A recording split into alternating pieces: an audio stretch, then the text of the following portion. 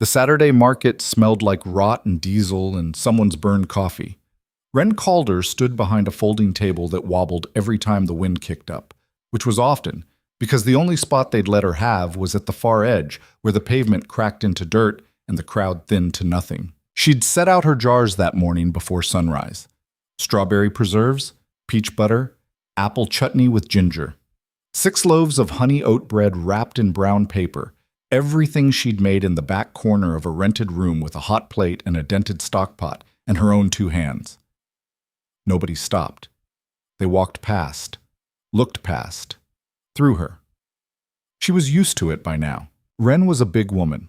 Not tall, maybe 5'4" on a good day, but wide in the shoulders and soft in the middle. The kind of body that made people assume things.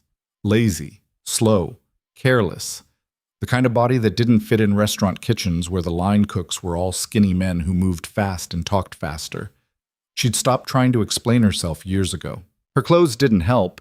Secondhand jeans worn thin at the knees. A flannel shirt that used to belong to someone else. Work boots with the laces replaced twice. She looked like someone the town had already decided about. And they had. 3 months ago, she'd walked into Millie's diner and asked about the cook position they'd posted in the window. Millie had looked her up and down, smiled in that tight way people do when they've already made up their mind. "Position's filled, hun." The sign stayed in the window for 2 more weeks. Wren tried the bakery next, then the cafe by the hardware store, then the breakfast place out by the highway. Same story. Different words, same meaning, so she'd stopped asking. The preserves were her answer, her resistance, her proof. Because Wren could cook, not just follow recipes or throw ingredients together. She understood food the way some people understand music, the way sugar blooms in heat, the way salt pulls flavor forward, the way a dish can say things words can't. Cooking was the only language she had left that made sense. She'd learned it from her grandmother, back when she was small enough to stand on a step stool and stir the pot, back before the accident that took her parents, before the foster homes, before the years that taught her how to be invisible. Food had been the constant, the thing that didn't judge her, the thing that didn't leave. A gust of wind rattled her table. One of the jars tipped. She caught it before it rolled off the edge. Across the market, a woman in a clean white jacket stood behind a table covered in pastries arranged like art. People clustered around her laughing, buying things in quantities that meant they didn't have to think about the price. Wren looked away. She checked her watch. 10:30. The market ran until 2.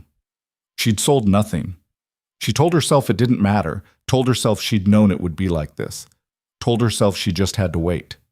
Then she saw the boy. He was standing in the middle of the walkway, perfectly still, while the crowd moved around him like water around a stone. Maybe 6 years old. Dark hair. Small for his age, wearing a jacket too heavy for the weather, but it wasn't the stillness that caught her attention. It was the quality of it. She knew that stillness, had lived in it herself once. The stillness of someone who'd learned that the world was safer if you didn't move, didn't ask, didn't reach. A man's voice cut through the noise. "Ethan, come on, son." The boy didn't move. A tall man appeared, mid-30s maybe, with the kind of build that came from work, not a gym. Weathered face, rough hands. He put a hand on the boy's shoulder, gentle but firm. "We need to keep moving." The boy's eyes didn't shift, didn't acknowledge. The man's jaw tightened, not anger, something worse. Resignation. Wren watched as he tried again, voice lower now, almost pleading. "Ethan, please." Nothing. The crowd kept moving. A few people glanced over, then away, the way people do when they don't want to get involved. The man crouched down, eye level with the boy. "Buddy, I know you don't want to be here, but we need groceries, and then we'll go home. I promise." Silence. The man stayed there for another moment, then stood, ran a hand through his hair, looked around like he was hoping for an answer he knew wasn't coming. Wren didn't plan what happened next. She just moved, walked out from behind her table, crossed the space between them, stopped a few feet away from the boy. The man noticed her immediately, stepped slightly in front of his son, protective. "Can I help you?" His voice was polite, guarded.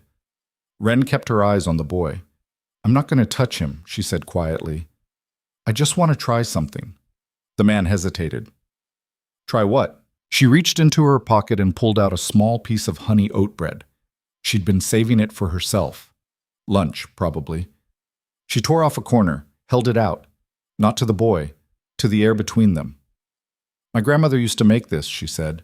Not loud, just talking. She'd tell me that bread is patient. You can rush it, but it won't be right. You have to let it take its time. The boy's eyes flickered, just slightly, still not looking at her, but not looking at nothing either. She set the piece of bread on the ground, not close, a few feet away. Then she stepped back. She also said that the best bread doesn't ask for anything, it just waits. The man stared at her like she'd lost her mind, but she didn't move, didn't speak again, just waited. 30 seconds passed, then a minute. The crowd thinned around them. The market noise faded into background static. And then, the boy took a step. One step. Bent down, picked up the bread, looked at it, put it in his mouth. The man inhaled sharply, like he'd forgotten how to breathe. The boy chewed slowly, swallowed, then turned and walked toward the edge of the market, away from the crowd, toward the open space where the pavement ended. The man followed, stopped, turned back. What? He didn't seem to know what question to ask. Wren shrugged. Sometimes people just need space to make their own choice. He hasn't... The man stopped, started again. He doesn't usually respond to strangers. I didn't ask him to respond. The man studied her for a long moment. His eyes were gray, tired, the kind of tired that doesn't come from lack of sleep. You got a name? Wren called her. Callum Hale. He glanced toward where the boy had gone. That's Ethan, my son. She nodded. He looked like he wanted to say more. Didn't. Instead, he reached into his wallet and pulled out a 20, held it toward her. For the bread? It was a piece. You don't need to... Take it. She did, because she needed it. He started to leave, stopped. You work around here? I sell preserves. At the market. You cook? Yes. He looked at her again, something shifting in his expression. You any good? Yes. It wasn't pride, just fact. He nodded slowly. Where's your table? She pointed. I'll stop by before I leave. Then he walked away, toward his son, and Wren went back to her corner where nobody stopped. But 20 minutes later, Callum Hale came back. He bought every jar she had. Didn't ask the price. Didn't haggle. Just loaded them into a canvas bag and handed her a stack of bills that made her throat tight. You free tomorrow? He asked. Depends on what for. I need a cook. At my ranch. Temporary. Maybe a few weeks. She blinked. You don't know me. I know you got my son to move when nobody else could. That wasn't... It was something. He cut her off, but not unkindly. I've been trying for 3 years to figure out how to reach him. You did it in 2 minutes with a piece of bread. That doesn't mean I can cook for you, but you can cook. Yes, then that's what I need. She wanted to ask why. Wanted to ask what had happened to the boy. Wanted to ask if he understood what he was doing, bringing a stranger into his home based on one moment in a market. But she didn't ask any of it because she needed the work, and because something in that man's face told her he was holding on to hope by his fingernails. What happened to your last cook? She asked instead. Never had one. It's just been me and Ethan for the last 3 years. Where's his mother? His expression closed. Not in the picture. Does he talk? No. At all? Not for 3 years. Does he... Look! Callum's voice went flat. I don't need questions. I need someone who can cook 3 meals a day and not make things worse. You interested or not? She should have said no, should have asked more, should have been smarter. But desperation makes people reckless. And she was desperate. I'm interested. He nodded, pulled a business card from his pocket. It had an address handwritten on the back. Tomorrow morning, 6 a.m., bring what you need to stay for a few weeks. How much does it pay? He named a number that was more than she'd made in the last 2 months combined. Room and board included, he added. There's a cabin on the property. It's yours while you're working. She took the card. He left without another word. Wren stood there in the empty market holding a card with an address she didn't recognize and a job she didn't understand, and wondered what the hell she'd just agreed to. She didn't sleep that night, packed her things instead, which didn't take long because she didn't have much. 3 changes of clothes, toiletries, a notebook where she kept recipes, a photo of her grandmother, creased and faded. That was it.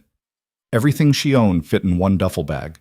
She sat on the edge of her rented bed and stared at the card. Hale Ranch, 40 minutes outside town, up in the foothills. She'd heard of it vaguely. Cattle operation, small, the kind of place that had been in a family for generations. But she didn't know Callum Hale, didn't know what had happened to his son, didn't know what she was walking into. The smart thing would be to back out, show up tomorrow and say she'd changed her mind. But she didn't have that luxury. She was 3 weeks behind on rent. The landlord had already knocked twice.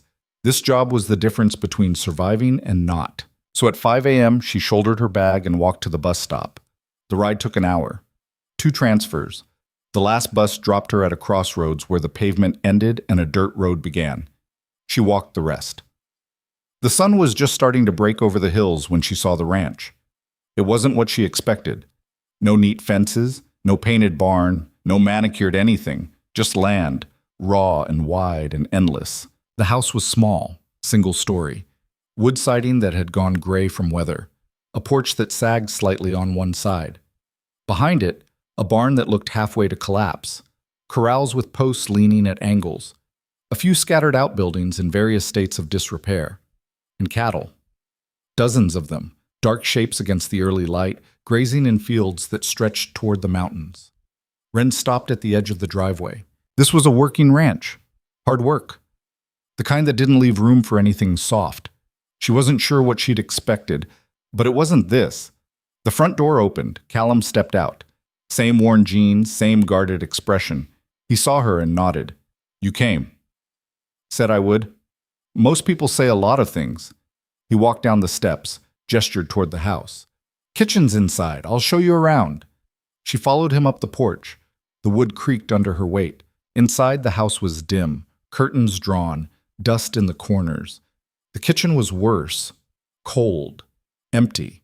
A layer of grime on the stove that spoke of months without care.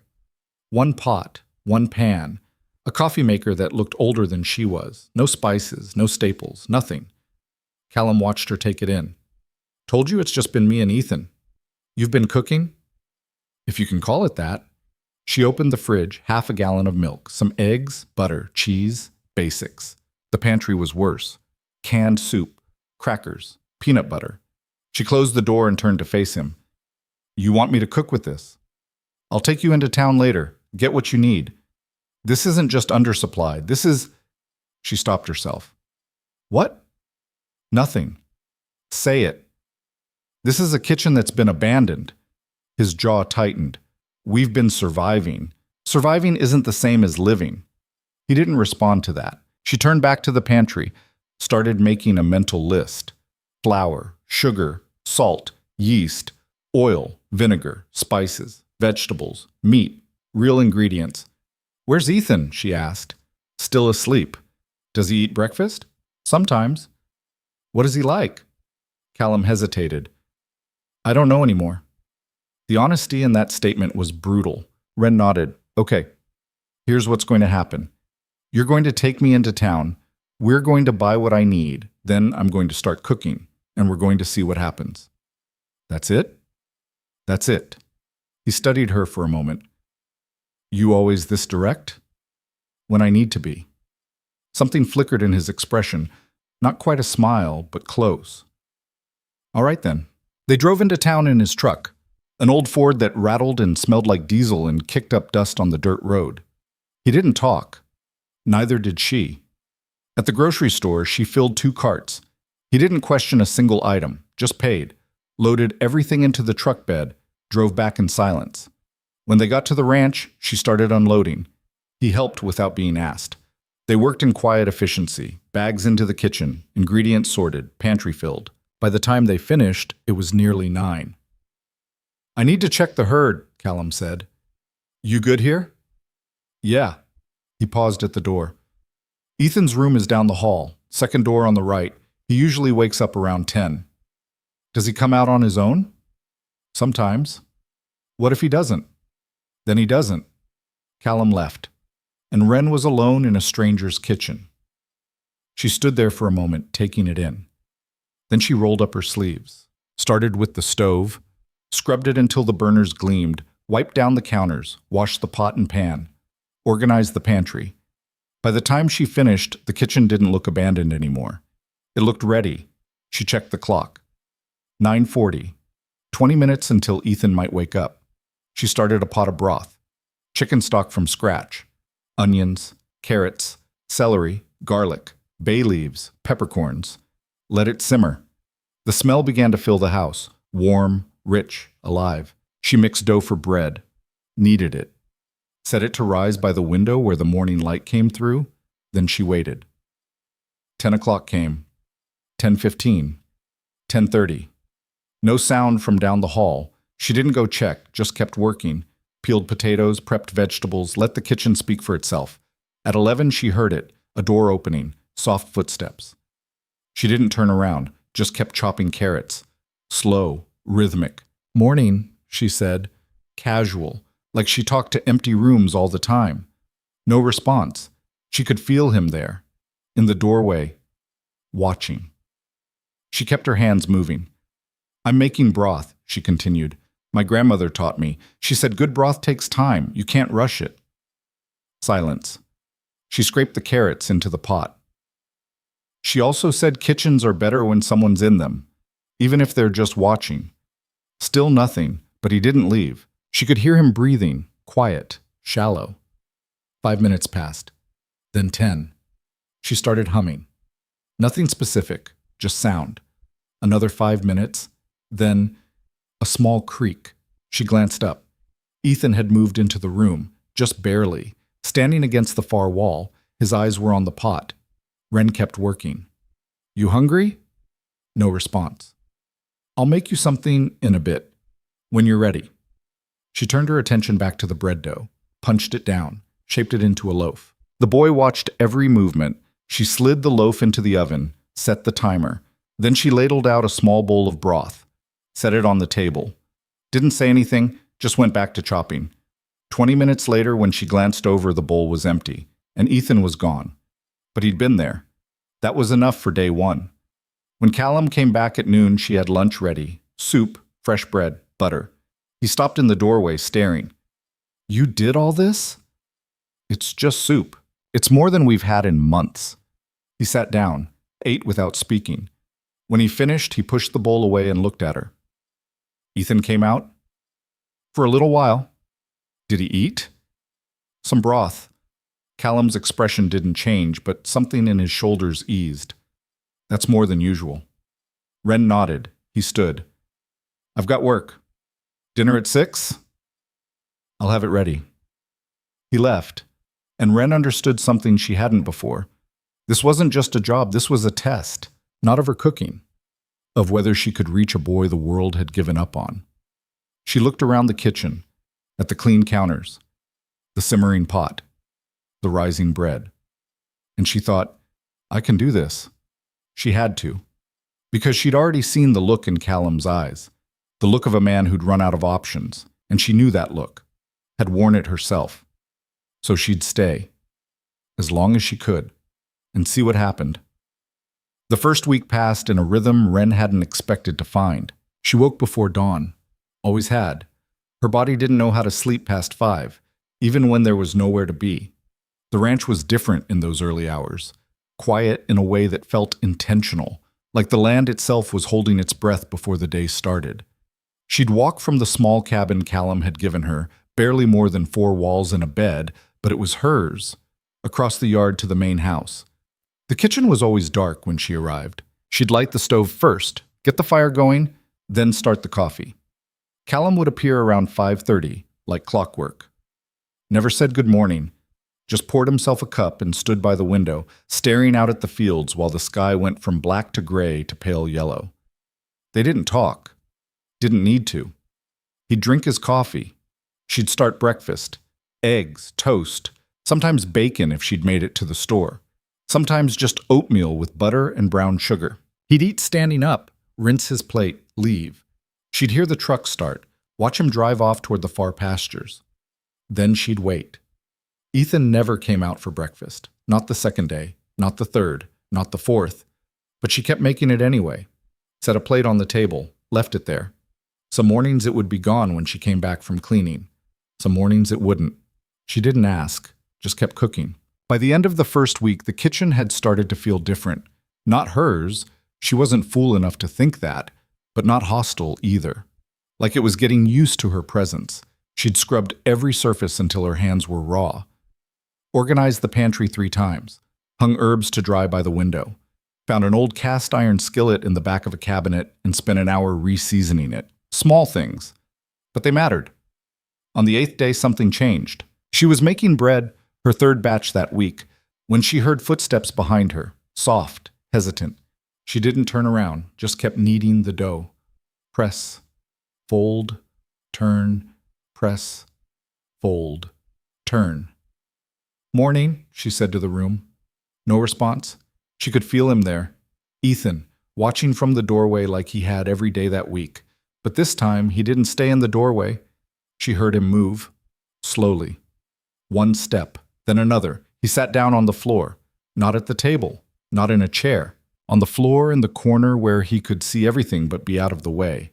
Wren's hands kept moving. Didn't miss a beat. "My grandmother used to let me sit on the floor when I was little," she said. Conversational. Easy. Said some people think better down low, closer to the ground. Silence. She shaped the dough into a ball, set it in a bowl to rise. "You don't have to talk," she added. "I'm just going to keep working. You can stay as long as you want." He stayed for 20 minutes that morning. Didn't say anything, didn't move much. Just sat there with his knees pulled up to his chest, watching her work. When he left, he did it quietly. No announcement. Just stood and walked away. But the next morning, he came back. And the morning after that. By the end of the 2nd week, it had become routine. Ethan would appear sometime between 7 and 8, sit in his corner, and watch. Wren would narrate what she was doing. Not constantly. Not in a way that demanded response. Just talking. Filling the space with words that didn't expect anything back. "This is how you know the oil's hot enough. See how it shimmers? You've got to let the onions go slow. If you rush them, they burn. If you're patient, they turn sweet. Bread's like people. It needs time and warmth and space to become what it's supposed to be." She didn't know if he listened. Didn't matter. She was talking for both of them. Callum noticed. He didn't say anything about it directly, but she caught him watching sometimes. Standing in the doorway, coffee in hand, staring at his son sitting on the kitchen floor like he was seeing something he'd thought was gone forever. One morning, he stayed longer than usual. Wren was making biscuits. Ethan was in his corner, drawing something in a notebook he'd started bringing with him. Callum leaned against the counter. "How long's he been doing that?" "Sitting there?" "All of it. Coming out. Staying." "About a week?" "Does he talk to you?" "No." Callum's jaw worked. "Does he respond at all?" Wren pressed the biscuit cutter into the dough, lifted it, set the round on the baking sheet. "He's here. That's response enough." "The doctors said—" "I don't care what the doctors said." Callum went quiet. She cut another biscuit. "I'm not trying to fix him. I'm just cooking. If he wants to be here while I do it, that's his choice." "You think that's enough?" She looked at him then. Really looked. "You want me to push him? Try to make him talk?" "No, I just—" He stopped. Started over. "I don't know what I want anymore." There was something broken in his voice that made her chest tight. She went back to the biscuits. "He's not gone, Callum. He's just quiet. There's a difference." He didn't respond. Just walked out. But that afternoon, when she was cleaning up after lunch, she found a note on the counter. 3 words in rough handwriting. "Thank you. See." She folded it, put it in her pocket. Didn't mention it. The 3rd week brought rain, not the gentle kind. The kind that turned the dirt roads to mud and made the roof leak in 2 places and sent Callum out at all hours to check on the cattle. Wren put buckets under the leaks, kept cooking. Ethan still came to the kitchen every morning. Rain didn't stop him. But on the fourth day of rain, something else came with him. A cat, scrawny, orange, missing part of one ear. It walked into the kitchen like it owned the place, jumped up on the counter and sat down next to the stove. Wren stared at it. The cat stared back. Ethan stood in the doorway watching. "Friend of yours?" Wren asked.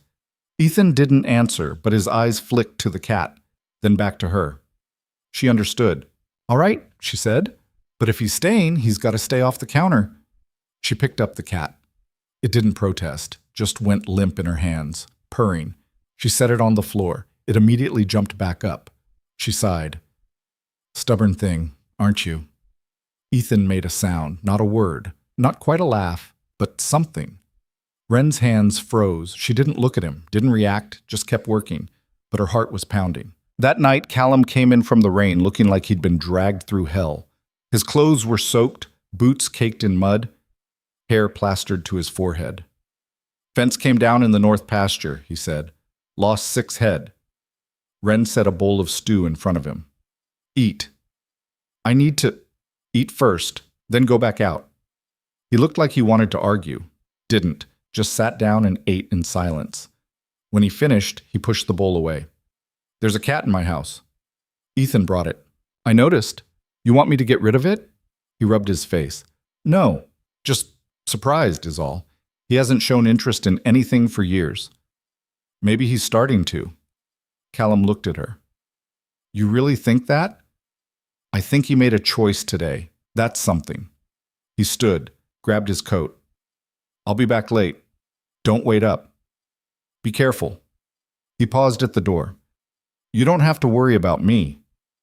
Didn't say I was worried, just said be careful. Something shifted in his expression, almost a smile. "Yes, ma'am." Then he was gone. Wren cleaned up, turned off the lights, went back to her cabin, lay in bed listening to the rain and thinking about the sound Ethan had made that morning. Not a word, but close. The 4th week, the rain stopped. The sun came out. The mud dried. The ranch started to breathe again. Wren planted herbs in pots by the kitchen window. Basil, thyme, rosemary, oregano. Ethan watched her do it, sat on the floor with the cat in his lap. "You want to help?" she asked. He looked at her. She held out a small pot. "You can plant this one." He didn't move. She set the pot on the floor next to him, put the packet of seeds beside it, a bag of soil. "No pressure," she said. "Just if you want to." She went back to her own planting. 20 minutes later, when she glanced over, the pot was filled with soil. Seeds planted. Ethan was gone. But the pot was there. She watered it, set it on the windowsill next to hers. The next morning, Ethan came to the kitchen and went straight to the window, stood there, staring at the pots. Wren didn't say anything, just started breakfast. But she saw him touch the edge of his pot, gentle, like he was making sure it was real. That afternoon, Callum asked her to drive into town with him. "Need supplies," he said. "And I want your opinion on something." They took the truck. Windows down, radio off. Halfway there, he spoke. "Town's talking." Wren had been expecting this. "About what?" "About you. About Ethan." He kept his eyes on the road. "People are asking questions." "What kind of questions?" "The kind that aren't really questions. More like accusations dressed up polite." She waited. "They want to know why I hired someone with no credentials to look after my son. They want to know what gives you the right to be in my house." "What did you tell them?" "That it's none of their business. That won't stop them." "I know." They drove in silence for a while. Then Callum said, "There's a woman, Margaret Finch. She runs the child services office in town. She's been persistent." "Persistent how?" "She wants to do a home visit, evaluate the situation." Wren's stomach dropped. "When?" "Next week. Tuesday." "And if she doesn't like what she sees?" Callum's hands tightened on the wheel. "Then she can start proceedings to remove Ethan from my care." The words hung in the air like smoke. "Can she do that?" Wren asked.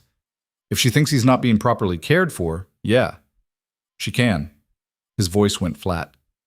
"They've been watching us for years. Ever since Emma left. Ever since Ethan stopped talking. They've just been waiting for an excuse."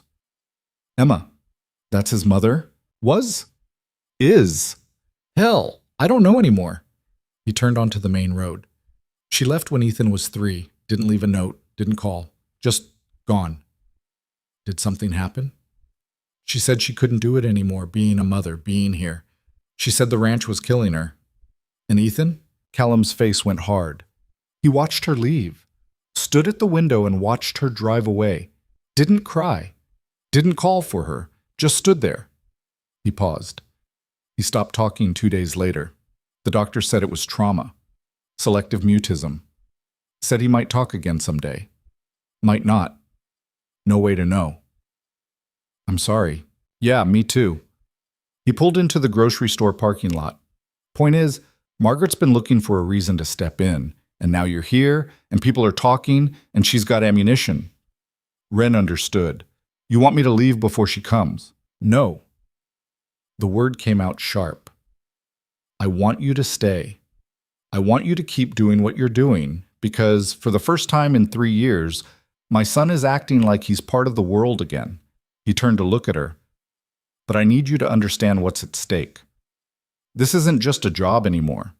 If this goes wrong, if she decides you're a problem, I could lose him. Then we don't let it go wrong. It's not that simple, isn't it? Wren met his eyes. Your house is clean. Your son is eating. He's coming out of his room.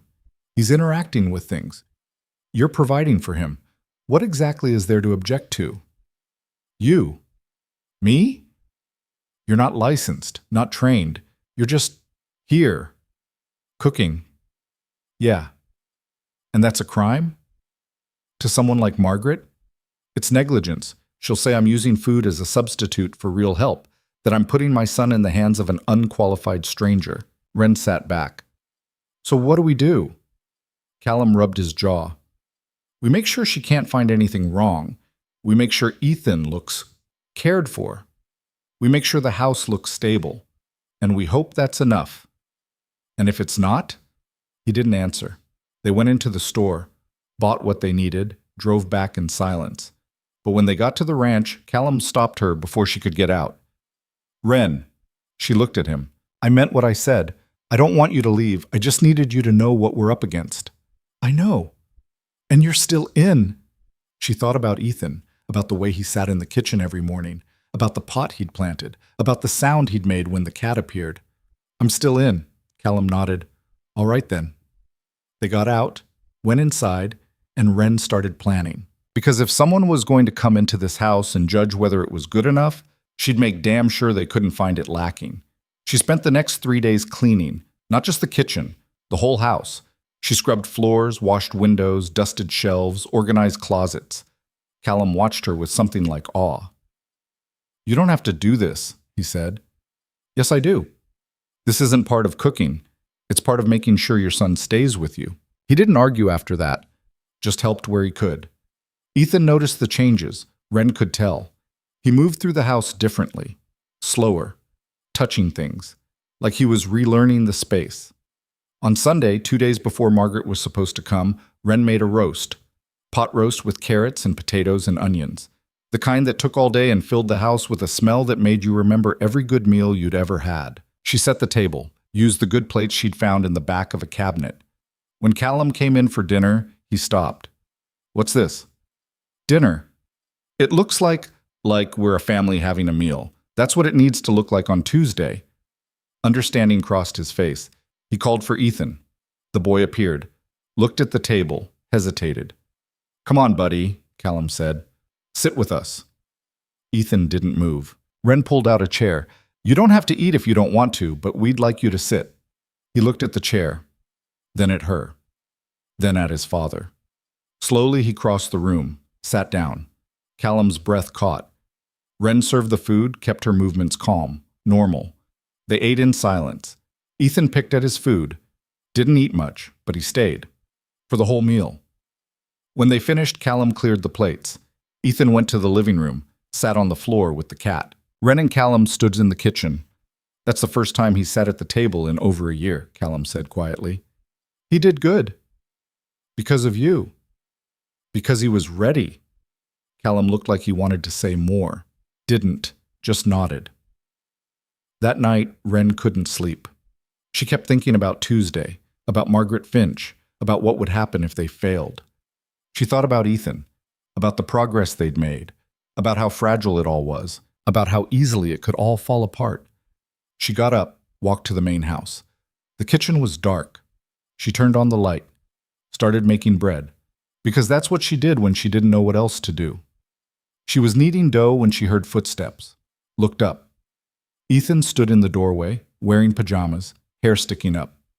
"Can't sleep either?" she asked. He stared at her. She went back to kneading.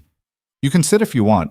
He came into the room, but instead of sitting in his corner, he came to the counter, stood next to her, watched her hands work the dough. "You want to try?" she asked.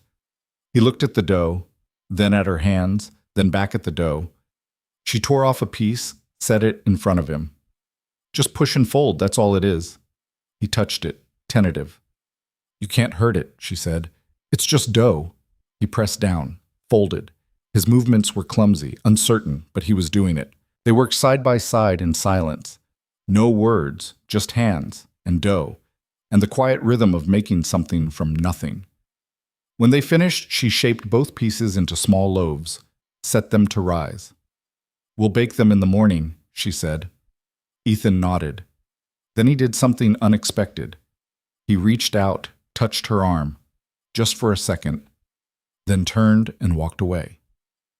Wren stood there, staring at the spot where he'd been, her arm still tingling from the contact, the first time he'd touched her, the first time he'd initiated anything.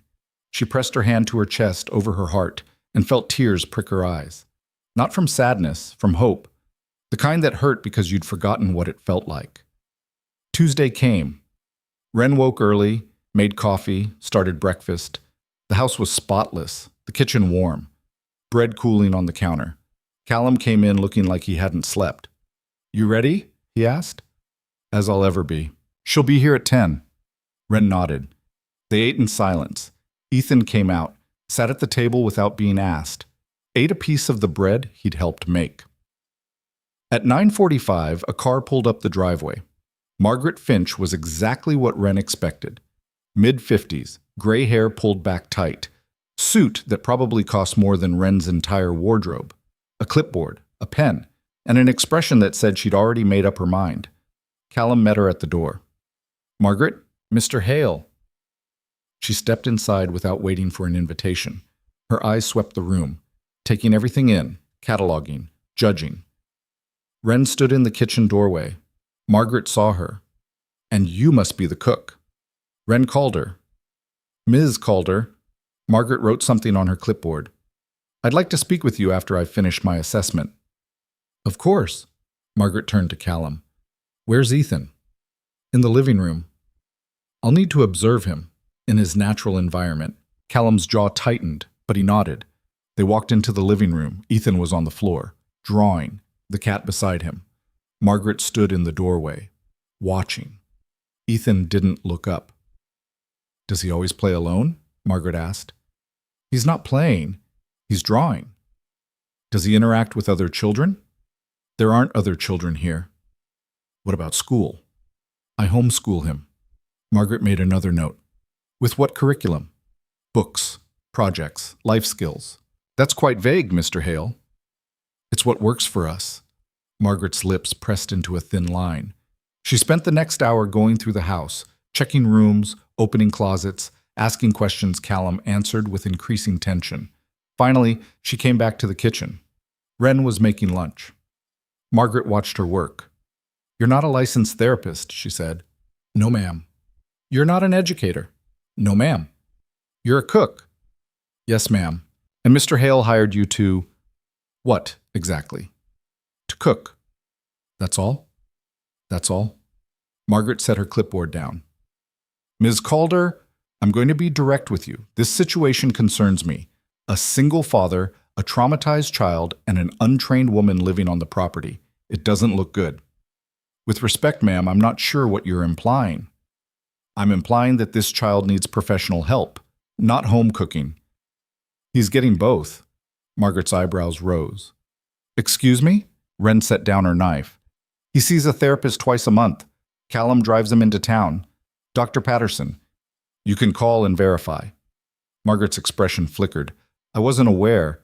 And he's been eating regular meals, gaining weight, coming out of his room, interacting with his environment. Wren kept her voice level. I'm not trying to fix him, Ms. Finch. I'm just making sure he's fed. That's my job. Your job is to cook. That's what I said. Margaret studied her. You seem quite defensive. I'm protective. There's a difference. Of the child? Of what's working.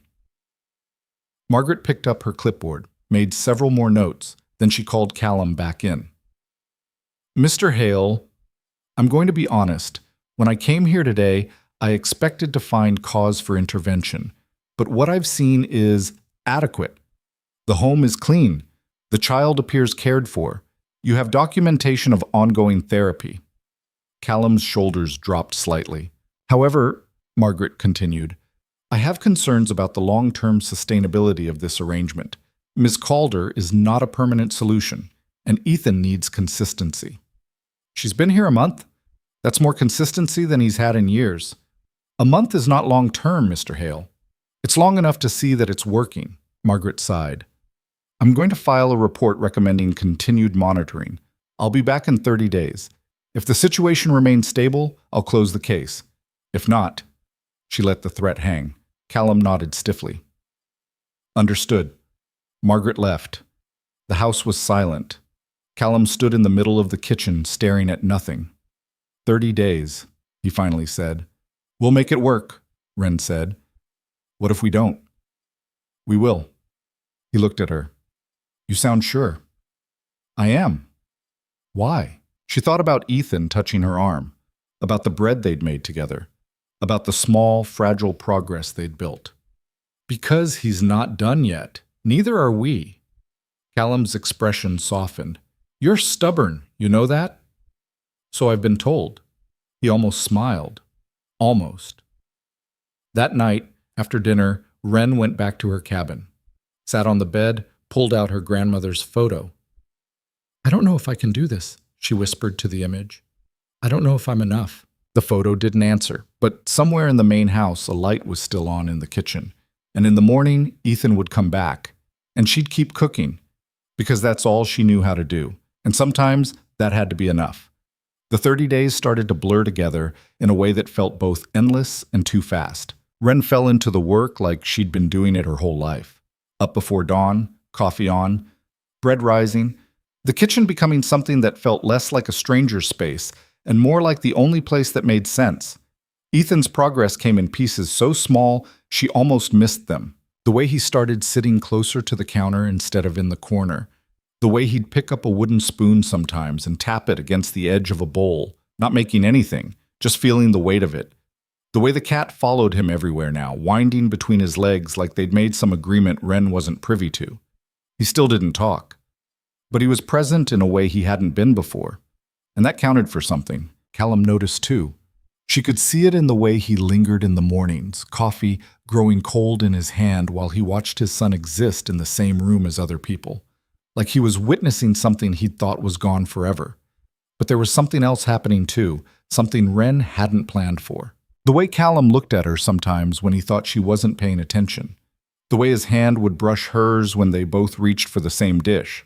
The way the silence between them had stopped feeling uncomfortable and started feeling like its own kind of conversation. She told herself it didn't mean anything, told herself she was here for a job, told herself not to be stupid. But her hand shook sometimes when he stood too close, and she hated herself for it. On day 8, after Margaret's visit, the cast iron skillet fell. Wren had been making breakfast. Eggs and potatoes. Nothing complicated. She'd just turned from the stove to grab salt when her elbow caught the handle. The skillet hit the floor with a sound like a gunshot. The noise exploded through the kitchen. Wren jumped back, heart hammering. Damn it, she muttered, bending to pick it up. Then she heard it. Or rather, didn't hear it. Ethan had been sitting at the table, drawing in his notebook like he did most mornings. Now he was frozen, completely still. Eyes open but not seeing, gone. Ethan? Wren straightened slowly, no response. She took a step toward him. Hey buddy, you okay? Nothing. His face had gone blank. Not scared, not upset, just empty, like someone had reached in and pulled him out from behind his eyes. Footsteps pounded down the hall. Callum burst into the kitchen, still pulling on his shirt. What happened? I dropped the pan. I didn't mean to, Ethan. Callum crossed the room in 3 strides, crouched in front of his son. Ethan, can you hear me? The boy stared straight ahead. Callum's hands hovered near Ethan's shoulders but didn't touch, like he'd learned through experience that touching made it worse. It's okay, Callum said, voice tight. You're okay. It was just a noise. Ethan didn't blink. Wren's throat closed up. This was her fault. She'd been careless. Don't touch him, Callum said without looking at her. And don't try to pull him back. He has to come back on his own.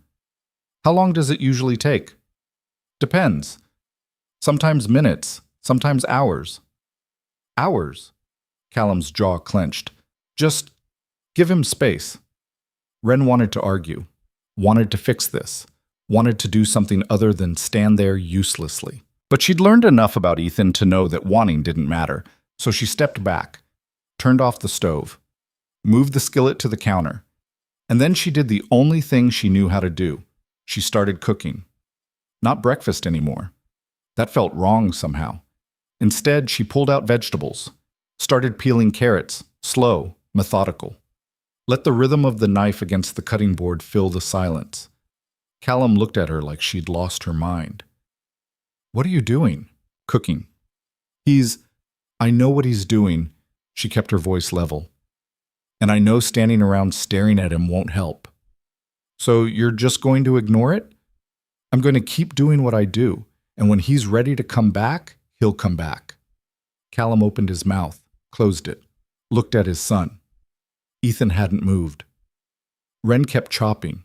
Callum stood there for another minute, tension radiating off him like heat. Then he pulled out a chair, sat down, and waited. 10 minutes passed, then 20. Wren made soup, chicken stock, onions, celery, carrots. Let it simmer. The smell filled the kitchen. Warm, familiar, safe. Callum sat with his hands folded on the table, staring at his son like if he looked away, Ethan might disappear entirely. This happened before? Wren asked quietly. Yeah. What triggers it? Loud noises, sudden movements, sometimes nothing at all. How often? Used to be daily, then weekly. Hadn't happened in almost a month. Because things had been calm, Wren realized. Because she'd been careful. Because the kitchen had been a place where nothing unexpected happened. Until she'd screwed it up. I'm sorry, she said. Not your fault. I should have been more careful. You can't spend your whole life walking on eggshells. Trust me. I tried. Doesn't work. Another 10 minutes. Wren added herbs to the soup. Thyme, bay leaf, let it breathe. Callum's leg bounced under the table. Nervous energy with nowhere to go. You want coffee? Wren asked. I want my son back. I know.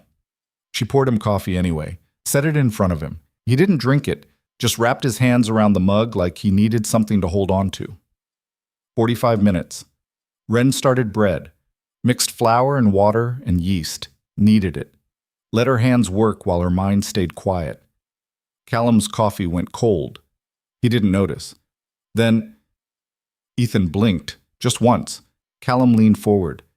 Ethan? Another blink. The boy's eyes focused, slowly, like he was swimming up from somewhere deep. He looked at his father, then at Wren, then down at his notebook, and without a word he stood up and walked out of the room. Callum's breath came out in a rush. He dropped his head into his hands. Jesus. Wren set down the dough. He okay? I don't know. Maybe. He came back. That's what matters. Does he always just leave after? Usually. He goes to his room, sleeps for a while. Wren nodded. Callum lifted his head, looked at her. You kept cooking. Yeah. Why? She thought about it. Because I didn't know what else to do. And standing there panicking wasn't going to help him. Most people would have tried to snap him out of it. I'm not most people. Something shifted in his expression. No, you're not. They stood there in the quiet kitchen, the soup simmering, the bread rising, and Wren felt something crack open in her chest that she'd been keeping locked down tight. This family was broken in ways she didn't understand, and she was starting to care about them anyway, which was dangerous, because in 22 days Margaret would be back, and if things weren't perfect, if there was any sign that this wasn't working, Ethan would be taken away, and Wren would be gone. She turned back to the stove. "You should eat something," she said. Callum didn't move. "Callum, I can't lose him." His voice came out rough. "If Margaret decides this isn't working, if she thinks I can't handle him, she won't. You don't know that. Then we make sure she can't.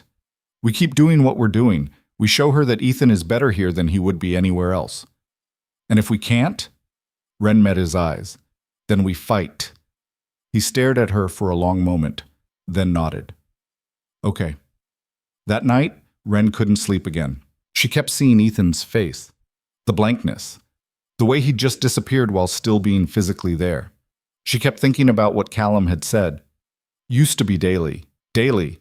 She couldn't imagine it, living with a child who vanished inside himself every single day, never knowing when it would happen or how long it would last. How did someone survive that? She got up, walked to the main house, found Callum sitting on the porch. He looked up when she approached. "Can't sleep either?" "Not really." He gestured to the step beside him. She sat. They stared out at the dark fields. The stars were ridiculous out here, more than she'd ever seen in town. "I'm sorry about this morning," she said. "You apologized already." "I know, but I keep thinking about it." "Don't." He leaned back against the post. "It wasn't your fault. And honestly, it was going to happen eventually. Loud noises are everywhere. Can't avoid them forever. Still nothing." He turned to look at her. "You did the right thing, keeping calm, giving him space. Most people try to force it, try to pull him back, but that just makes it worse." "How'd you figure that out?" "Trial and error. Lot of error." She picked at a splinter on the step. "What happened to him, Callum?" "I know his mother left, but there's more to it than that, isn't there?" He was quiet for so long she thought he wouldn't answer. Then he said, "They were in the car together. Emma and Ethan. She was taking him to town. There was an accident." Wren's stomach dropped. Another driver ran a red light, hit them on the passenger side, where Ethan was sitting. Callum's voice went flat, factual, like he was reading from a report. He wasn't hurt, not physically, but he saw everything. Saw his mother bleeding, screaming, saw the other car, the broken glass, all of it. Oh God. Emma was in the hospital for 2 weeks. Broken ribs, collapsed lung, internal bleeding, but she lived. He paused. And the whole time she was in there, Ethan wouldn't speak, wouldn't eat, wouldn't sleep. The doctor said it was shock, said it would pass. But it didn't, no. Emma came home, tried to go back to normal, but she couldn't look at Ethan without seeing the accident, and Ethan couldn't look at her without... He stopped. "I don't know. Whatever he saw in that car, it broke something, for both of them. So she left. 6 months later, said she couldn't do it anymore, couldn't be around him, couldn't be here. She left her son because he reminded her of the accident. I think she left because she blamed herself. For driving that day, for being on that road, for putting him in the car in the first place." Callum's hands clenched. "I think she thought leaving would be better for him, like he'd be able to move on if she wasn't around. Did it help? You tell me." He still doesn't talk. They sat in silence. The wind picked up, carrying the smell of sage and dust. "I used to be angry at her," Callum said. "For leaving. For giving up. But now I think I understand. Sometimes the weight of what you've done, what's happened, it's too much. And you run because staying feels like drowning." Wren thought about her own past, the things she'd run from, the silence she'd wrapped around herself like armor. "Yeah," she said quietly. "I get that." He looked at her. "What are you running from?" The question caught her off guard. "What makes you think I'm running?" "Because you showed up at a ranch in the middle of nowhere with one bag and no questions. People who aren't running don't do that." She wanted to deflect, to change the subject, but something about the darkness and the honesty in his voice made her tell the truth. "I had a daughter," she said. Callum went very still.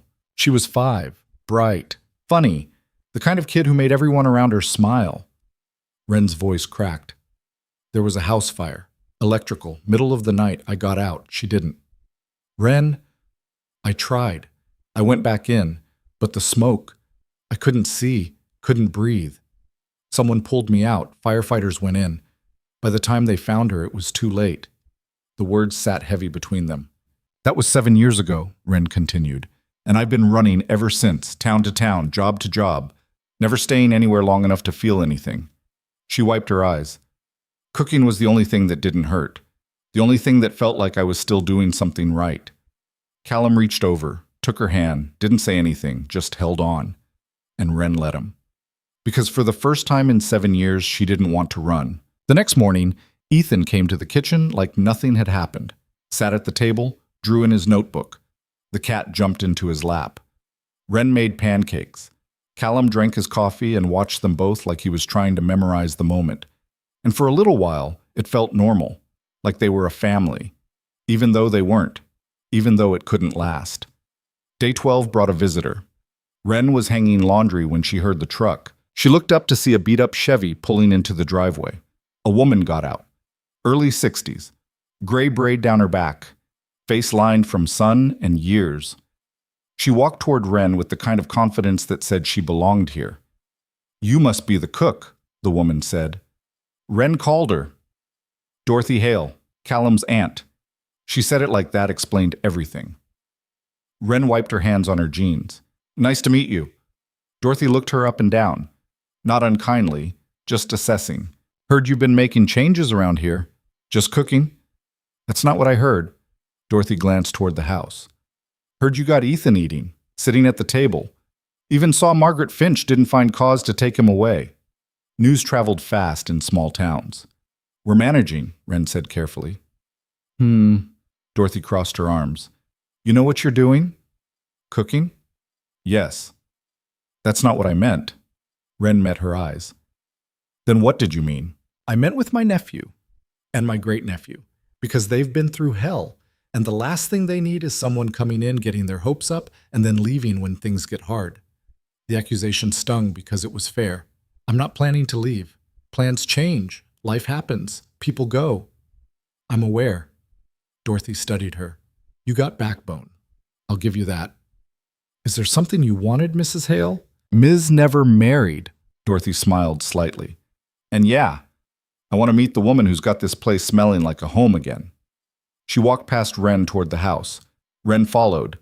Inside, Dorothy went straight to the kitchen, looked around, ran her finger along the counter, opened the pantry, checked the fridge. Well organized, she said. Thank you.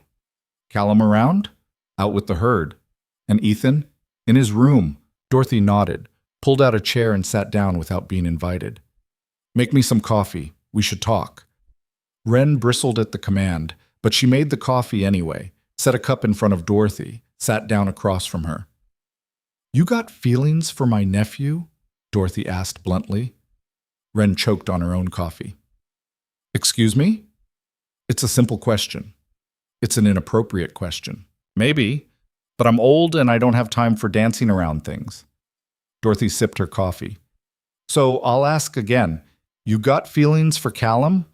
I work for him. That's not an answer. Wren set down her cup. What I feel or don't feel isn't relevant. It is if it's going to complicate things. That boy in there, Dorothy pointed toward the hall. He's been through enough.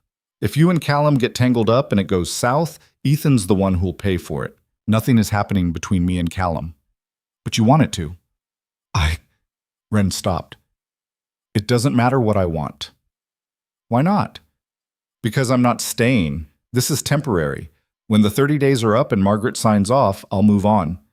Dorothy raised an eyebrow. You always run before things get good? The words hit like a slap. I don't run. No? Dorothy leaned back. Then what do you call showing up here with nothing? No ties, no commitment. You're a ghost, girl, passing through. And maybe that worked before, but you can't do that here. Not with them. I never said I would stay.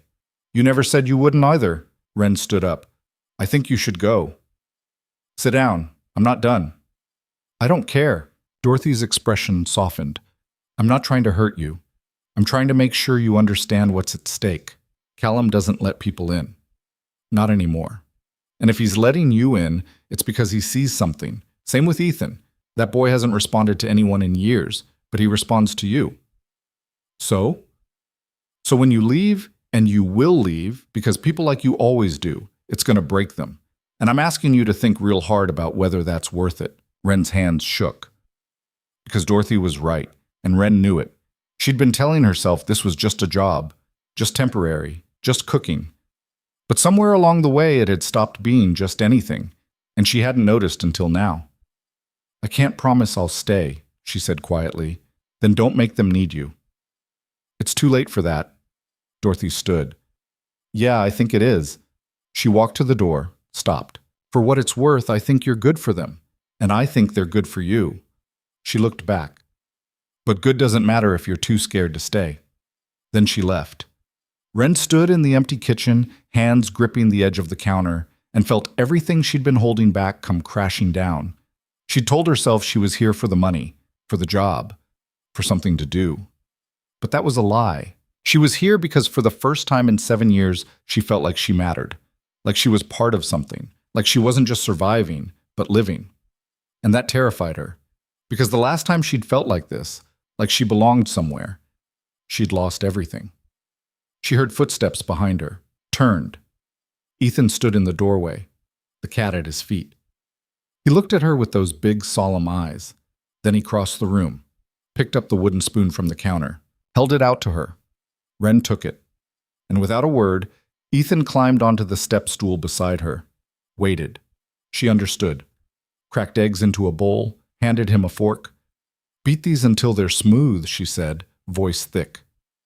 He did, and they cooked together in silence, two broken people making something whole. That night, Callum found her on the porch. Dorothy came by, he said. I know. What did she say? The truth. He sat down beside her, close enough that their shoulders almost touched. Which truth? That I'm going to hurt you if I leave, and I'm going to hurt me if I stay. Callum was quiet. Then he said, What if you don't leave? What if I do? What if you don't? Wren looked at him. Why would I stay? Because you want to. That's not enough. Why not? She didn't have an answer for that. Or maybe she did, and she was too scared to say it. Callum reached over, took her hand, laced their fingers together like it was the most natural thing in the world. Stay, he said quietly. Not for the job, not for Margaret. Just stay. Wren's heart hammered against her ribs. Callum, you don't have to answer now. I just needed you to know. He squeezed her hand. Whatever you decide, I'm not going to hold it against you. But I had to ask. They sat there in the dark, hands clasped, and Wren realized she'd already made her choice. She just hadn't admitted it yet. 3 days after Dorothy's visit, Wren woke to find frost on the windows. Winter was coming early this year. She could feel it in the air, sharp and clean, promising snow before Thanksgiving.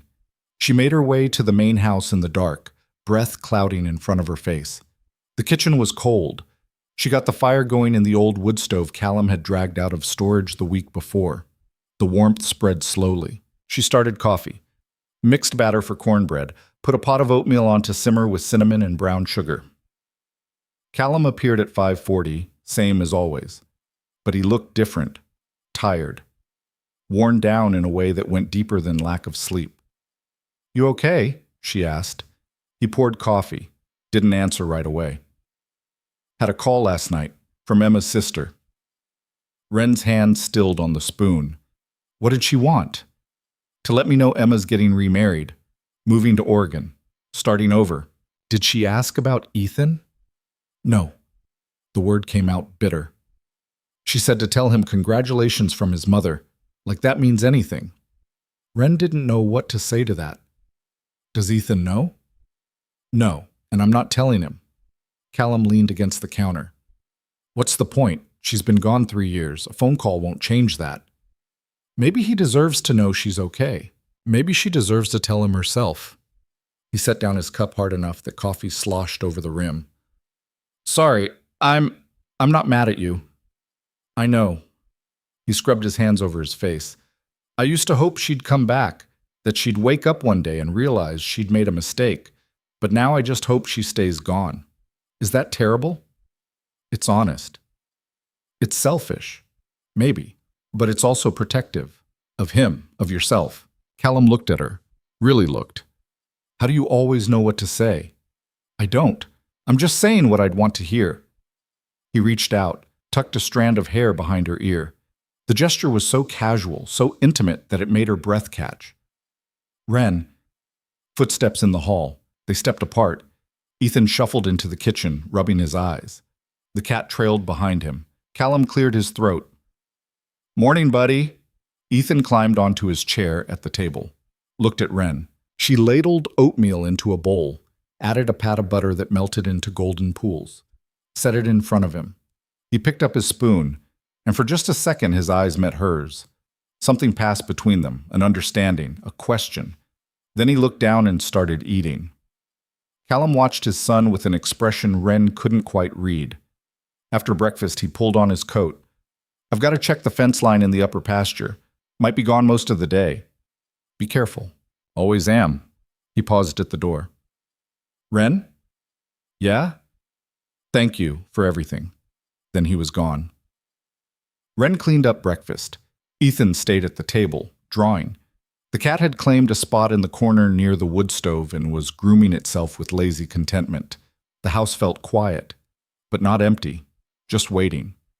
Around 10, Ethan stood up, walked to the counter where Wren was kneading dough, held out his notebook. She wiped her hands and took it. The page showed a drawing, rough but clear, a kitchen, a woman at the stove, a boy at the table, a man in the doorway, all three of them, together. Her throat went tight. This is beautiful, she said. Ethan took the notebook back, turned the page, drew something else while she watched. A house. Smoke coming from the chimney, mountains in the background. He wrote one word at the bottom in careful letters. Home. Wren had to look away before he saw the tears in her eyes. Yeah, she whispered. Yeah, it is. Day 18. 12 days until Margaret came back. Wren was making soup when someone knocked on the door. Not Callum. He never knocked. She wiped her hands and went to answer it. A man stood on the porch, mid-40s, expensive jacket, clean boots. He smiled when he saw her. You must be Wren Calder. Can I help you? Richard Patterson. I'm a social worker with the county. I work with Margaret Finch. Wren's stomach dropped. Margaret didn't mention you. She wanted a second opinion on the situation here. He gestured toward the door. May I come in? Every instinct told her to say no, but refusing would look worse. Sure. He stepped inside, looked around with eyes that cataloged everything. Ethan was at the table. He looked up when Patterson entered, then went very still. And this must be Ethan, Patterson said warmly. Ethan didn't respond. Patterson pulled out a chair, sat down without being invited. Ethan, I'm Richard. I work with people to make sure kids are safe and happy. Can I ask you some questions? Nothing. It's okay if you don't want to talk. I just want to know how you're doing. Patterson's voice was smooth, practiced. Do you like living here? Silence. Do you feel safe? Ethan's eyes flicked to Wren. Patterson noticed. Does the lady take good care of you? Still nothing. Patterson turned to Wren. How long have you been employed here, Ms. Calder? About 6 weeks. And your qualifications? I'm a cook. No training in child development, psychology, education? No. I see. He made a note in a small book. And Mr. Hale hired you to do what exactly? Cook meals, keep the house. And interact with Ethan? That happens naturally. He comes to the kitchen while I work. Does Mr. Hale supervise these interactions? Wren's hands clenched. He's usually working, but he trusts me. Trust is admirable, but it's not a substitute for proper oversight. I'm not doing anything that requires oversight. I'm cooking. Patterson smiled. It didn't reach his eyes. Ms. Calder, I'm sure you mean well, but this is an unusual arrangement, a traumatized child, an unlicensed caregiver, no formal structure or accountability. There's plenty of accountability. Margaret already did an assessment, and I'm doing a follow-up. He looked at Ethan again. Son, I need you to tell me if anyone here has hurt you. You can nod or shake your head. Ethan's face went blank. Wren recognized that look. He was shutting down. Mr. Patterson, I think you should leave. I'm not finished. Yes, you are. You're upsetting him. I'm asking necessary questions. You're interrogating a 6-year-old who doesn't speak. That's not helping anyone. Patterson stood. Ms. Calder, I understand you've become attached to this family, but my job is to protect children. And right now I have concerns about whether this environment is appropriate for a child with Ethan's needs. His needs are being met. By you, a woman with no training? By people who care about him. Caring isn't enough. The door opened. Callum stepped in, boots muddy, face flushed from cold. He took in the scene immediately. What's going on? Patterson extended his hand. Mr. Hale. Richard Patterson, Social Services.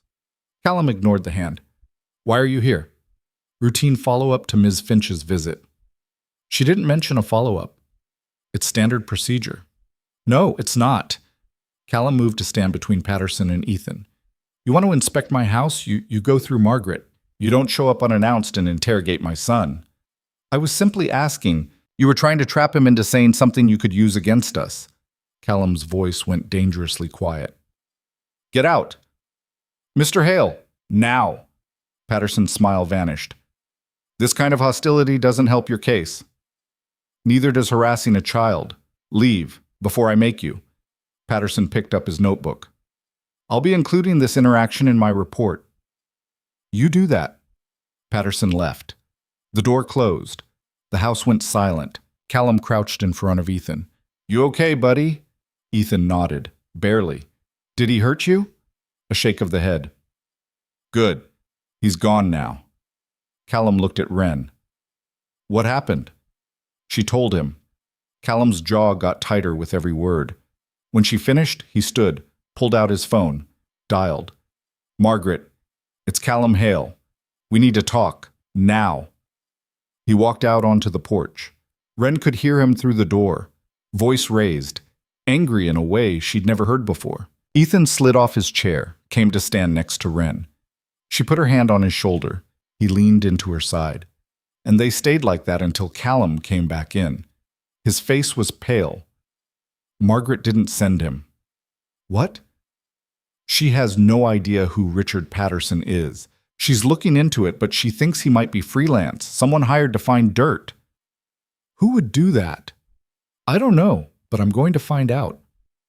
That night, Callum made calls. Wren put Ethan to bed, read to him from a book about a boy and his dog. His eyes grew heavy. The cat curled up at his feet. When she came back to the kitchen, Callum was at the table. Phone in front of him, head in his hands. She sat down across from him. What did you find out? Patterson's real. He does work for the county, but he was off duty today. Someone paid him to come here.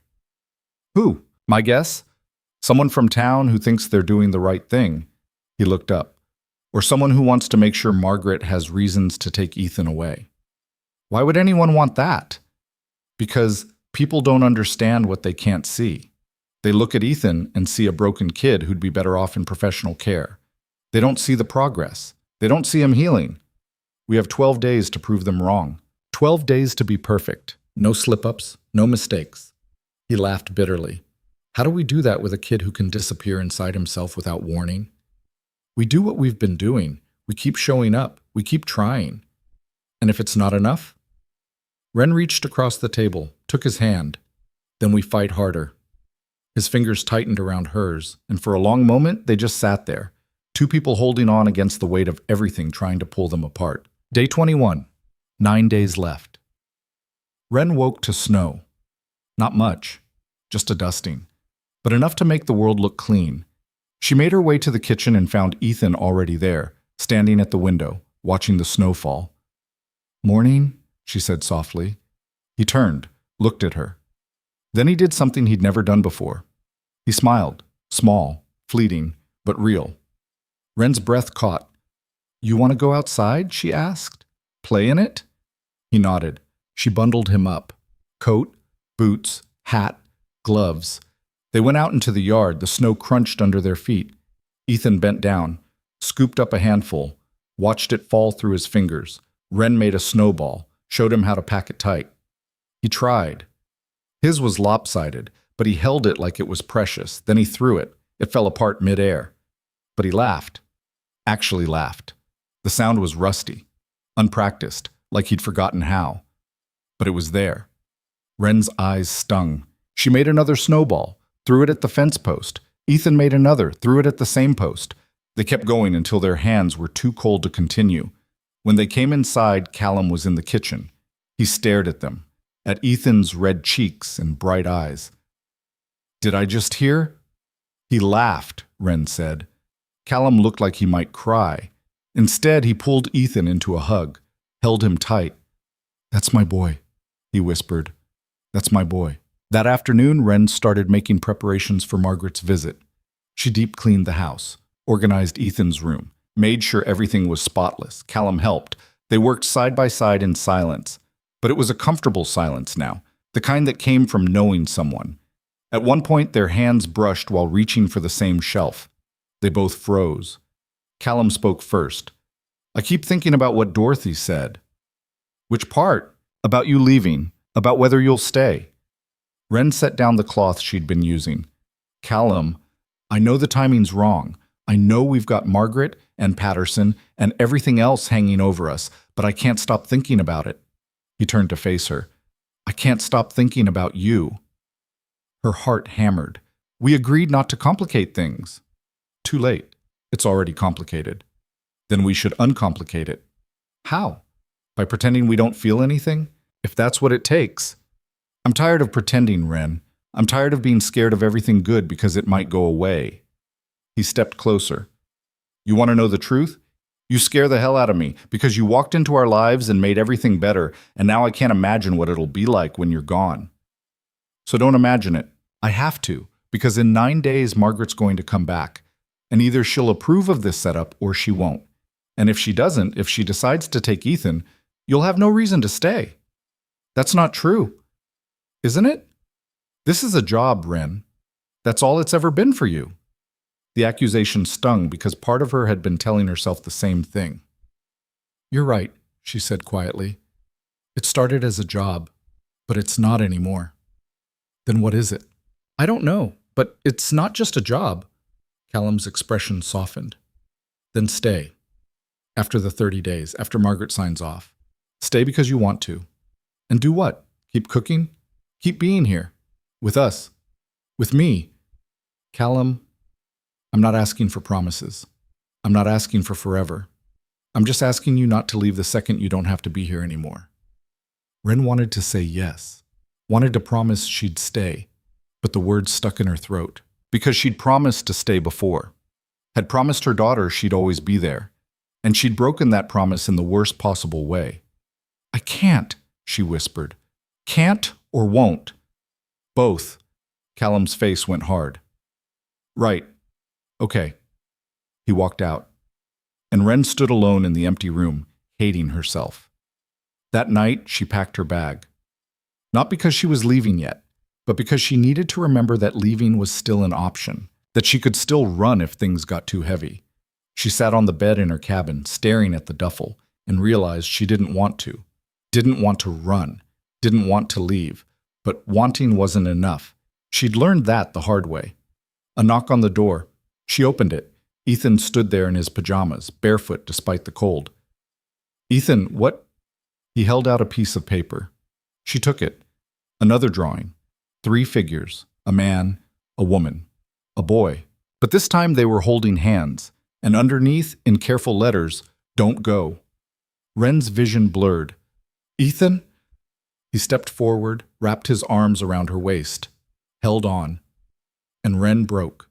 She sank to her knees, held him tight. "I'm not going anywhere," she whispered. "I promise. I'm not going anywhere." He pulled back, looked at her with those solemn eyes. Then he nodded, like he believed her, like her word meant something. He walked back to the house. Wren stayed on her knees, the drawing clutched in her hands, and understood that she'd just made a choice. Not to run, not to leave, to stay. No matter what happened, no matter what it cost. Day 25. 5 days until Margaret returned. Wren woke with purpose. She made breakfast. Then she went to Callum. He was in the barn, fixing a broken gate. "We need to talk," she said. He didn't look up. "About what?" "About what I said yesterday. About not being able to stay. You made yourself clear." "No, I didn't. I was scared. I'm scared, but that doesn't mean I want to leave." Now he looked at her. "What are you saying?" "I'm saying I want to stay. After the 30 days, after Margaret, I want to stay." "Why?" "Because I don't want to run anymore. Because I'm tired of being alone. Because—" She took a breath. "Because I care about you, both of you. And I don't want to lose this." Callum set down the hammer. "You're sure?" "No, I'm terrified, but I'm sure I want to try." He crossed the space between them, cupped her face in his hands. "If you stay, you have to really stay. No running when things get hard. No leaving in the middle of the night because you're scared." "I know. I mean it, Wren. Ethan, he's already attached to you. If you leave now, it'll destroy him, and probably me too. I'm not leaving. Promise me." "I promise." He kissed her, soft at first, then deeper, like he was trying to convince himself she was real. When they pulled apart, they were both breathing hard. "Okay," he said. "Okay." They stood there in the barn, holding each other, and for the first time in years, Wren felt like she'd found something worth fighting for. Day 29. 1 day until Margaret. The house was perfect. The kitchen gleamed. The rooms were organized. Ethan's progress was documented in drawings and notebooks, and the simple fact that he came to breakfast every morning without being called. They were ready. At least, they should have been. But that night, Callum got a call. Wren watched his face change as he listened. "When?" he asked.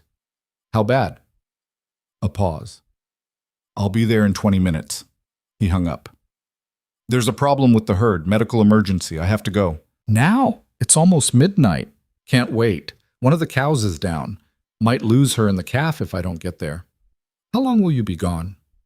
"Few hours, maybe more." He grabbed his coat. "You'll be okay?" "Yeah, go." He hesitated, then kissed her quickly. "Margaret comes at 10 tomorrow. If I'm not back, you'll be back. If I'm not, you handle it. Show her everything we talked about. Don't let her rattle you."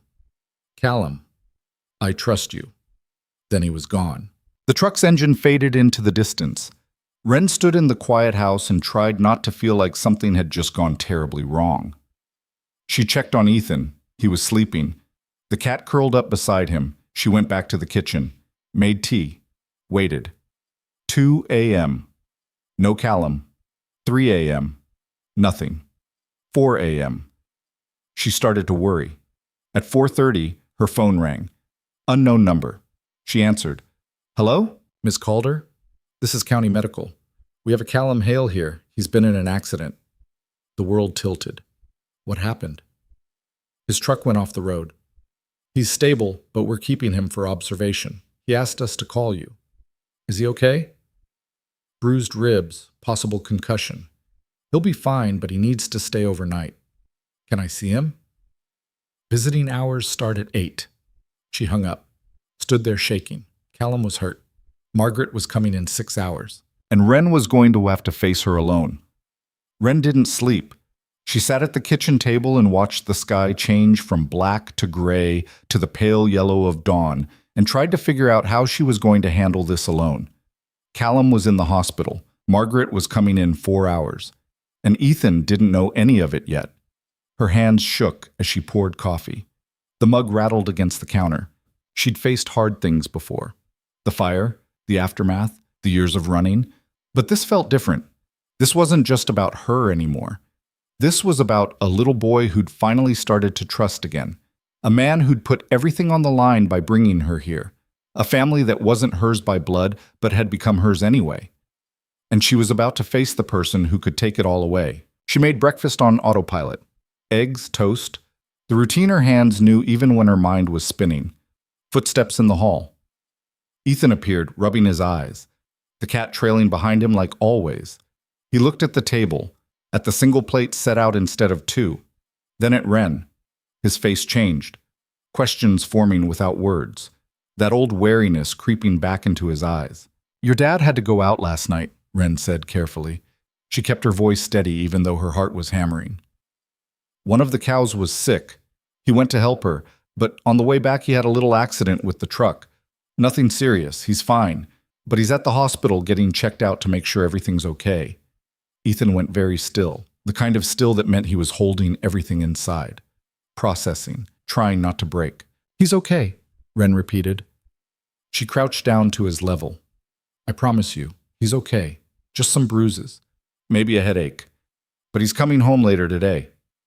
Ethan's eyes searched her face, looking for the lie, for the thing adults said when they were hiding the truth. She held his gaze. I wouldn't lie to you about this. Your dad is fine, but he can't be here this morning when Margaret comes. So it's just going to be you and me. Ethan's eyes widened. His breath came faster. She could see the panic starting, the old fear that things were about to fall apart again. Hey. She put her hands on his shoulders, gentle, grounding. I know this is scary. I'm scared too. But we can do this. We've done everything right. The house is perfect. You've been doing so good. Margaret just needs to see that, and then she'll sign her papers and go away and leave us alone, okay? Ethan shook his head, hard, his hands clenched into fists. I know, Wren said softly. I know you're scared, but your dad trusts us. He told me last night that he trusts us to handle this, and I trust you. You're so much braver than you think you are. Can you trust me too, just for this morning? He stared at her for a long moment. His chest rose and fell with quick, shallow breaths. Then slowly, he nodded, just once. But it was enough. Okay, good. She stood, squeezed his shoulders gently before letting go.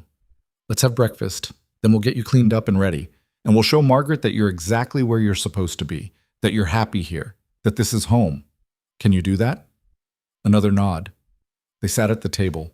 Ethan picked at his food, barely touched the eggs, took small bites of toast that he chewed mechanically, like he'd forgotten what eating was supposed to feel like. Wren didn't push, didn't tell him to eat more, just sat with him in the quiet and tried to radiate a calm she didn't feel. The cat jumped into Ethan's lap, started purring. Ethan's hand moved automatically to stroke its back. The repetitive motion seemed to help. His breathing slowed. His shoulders dropped slightly. Small victories. At 8 o'clock, Wren called the hospital. It took 3 transfers before she got someone who could find Callum. When he finally came on the line, his voice was rough, tired. How is he? Worried, but okay. Ate a little breakfast. How are you? Been better. She heard him shift, heard the wince in his breath. They want to keep me until this afternoon. Run another scan, make sure the concussion isn't worse than they think. Make sure I'm not bleeding internally. Callum, I'm fine. Really. Just banged up and pissed off that this happened today of all days. A pause. I can't believe I'm not there. It's not your fault. Accidents happen. Doesn't make it better. I should be there. This is my responsibility. And I'm here. So I'll handle it. Wren, if she decides to... She won't. We've got this. I promise. A longer pause. She could hear the hospital sounds in the background. Beeping machines, distant voices, the mechanical hum of fluorescent lights. I believe you, he finally said. I don't know why, but I do. Because you know I'm not going to let anything happen to him. To either of you. Yeah. His voice softened. Yeah, I know. Get some rest. Follow the doctor's orders. We'll see you when you get home. Wren? Yeah? I love you. The words hit her square in the chest.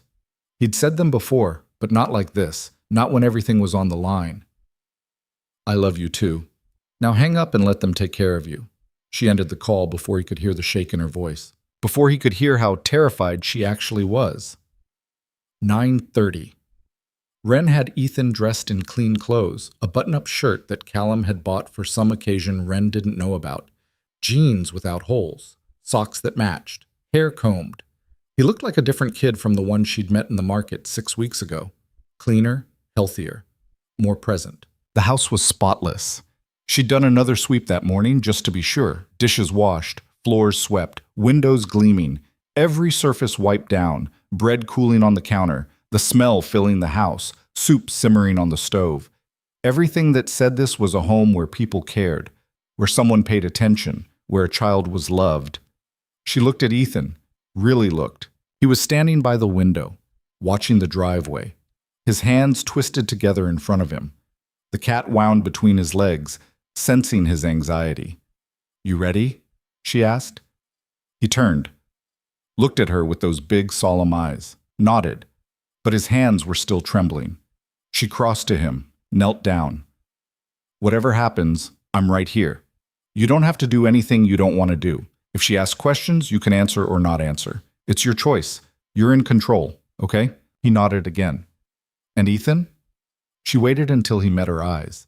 "No matter what happens in the next hour, nothing changes how your dad and I feel about you. Nothing changes that this is your home, that you're loved, that you're safe. You understand?" His eyes filled with tears. He didn't cry, just blinked them back, swallowed hard, nodded a third time. The sound of tires on gravel. Wren's heart jumped into her throat. She stood, took a deep breath. "Okay, here we go." She went to the door, opened it before Margaret could knock. Margaret Finch stepped out of her car, same tight bun, same pressed suit, same clipboard tucked under her arm, same expression that gave nothing away. But she wasn't alone.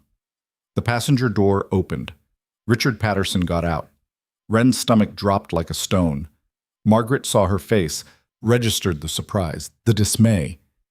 "Miss Calder, I believe you've met Mr. Patterson." Wren's voice came out flat. "He came here without authorization last week. He questioned Ethan inappropriately and upset him. Callum asked him to leave." "I'm aware." Margaret's expression didn't change. "Mr. Patterson has since been officially assigned to this case as my assistant.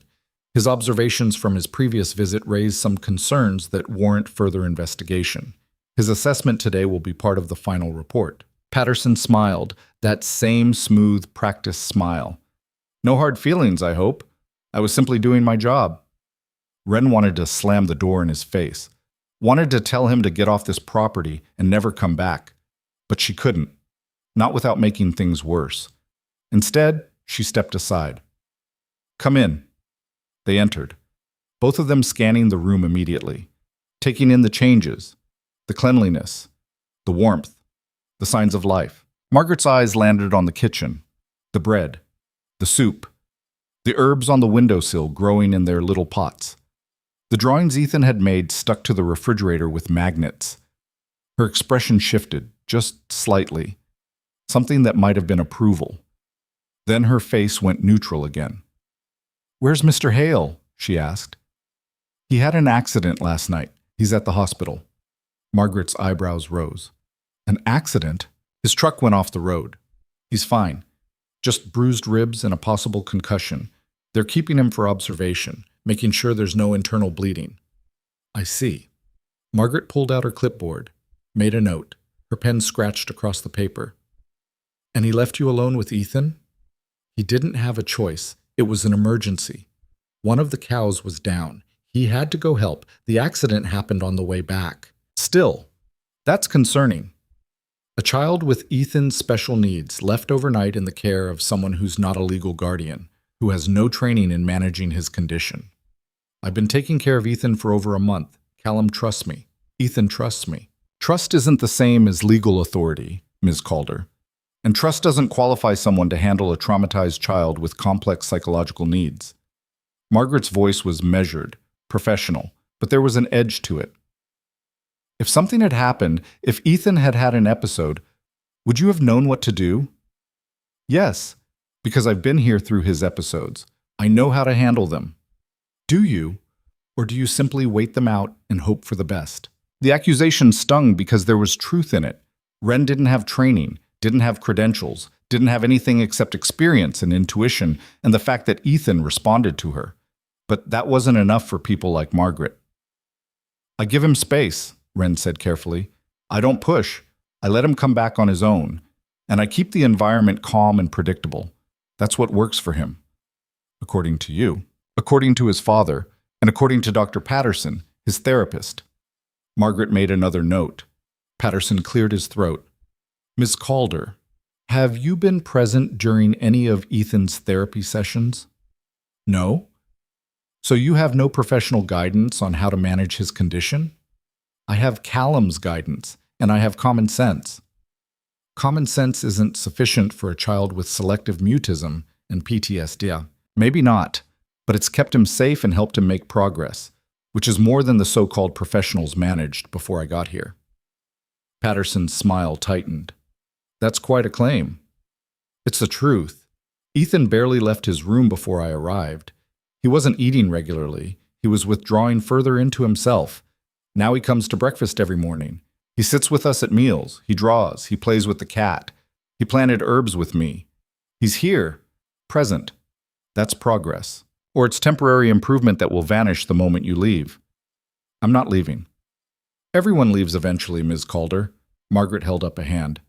That's enough. Both of you. She looked at Wren. Where is Ethan?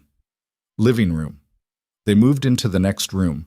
Ethan was on the floor where she'd left him, drawing in his notebook, the cat beside him, grooming itself lazily. He looked up when they entered, saw Patterson, and everything in him went tight. His eyes widened, his hand stilled on the paper, his whole body tensed like he was preparing to run or disappear or both. Hello, Ethan, Margaret said. Her voice was softer than it had been with Wren, almost gentle. Remember me? I'm Margaret.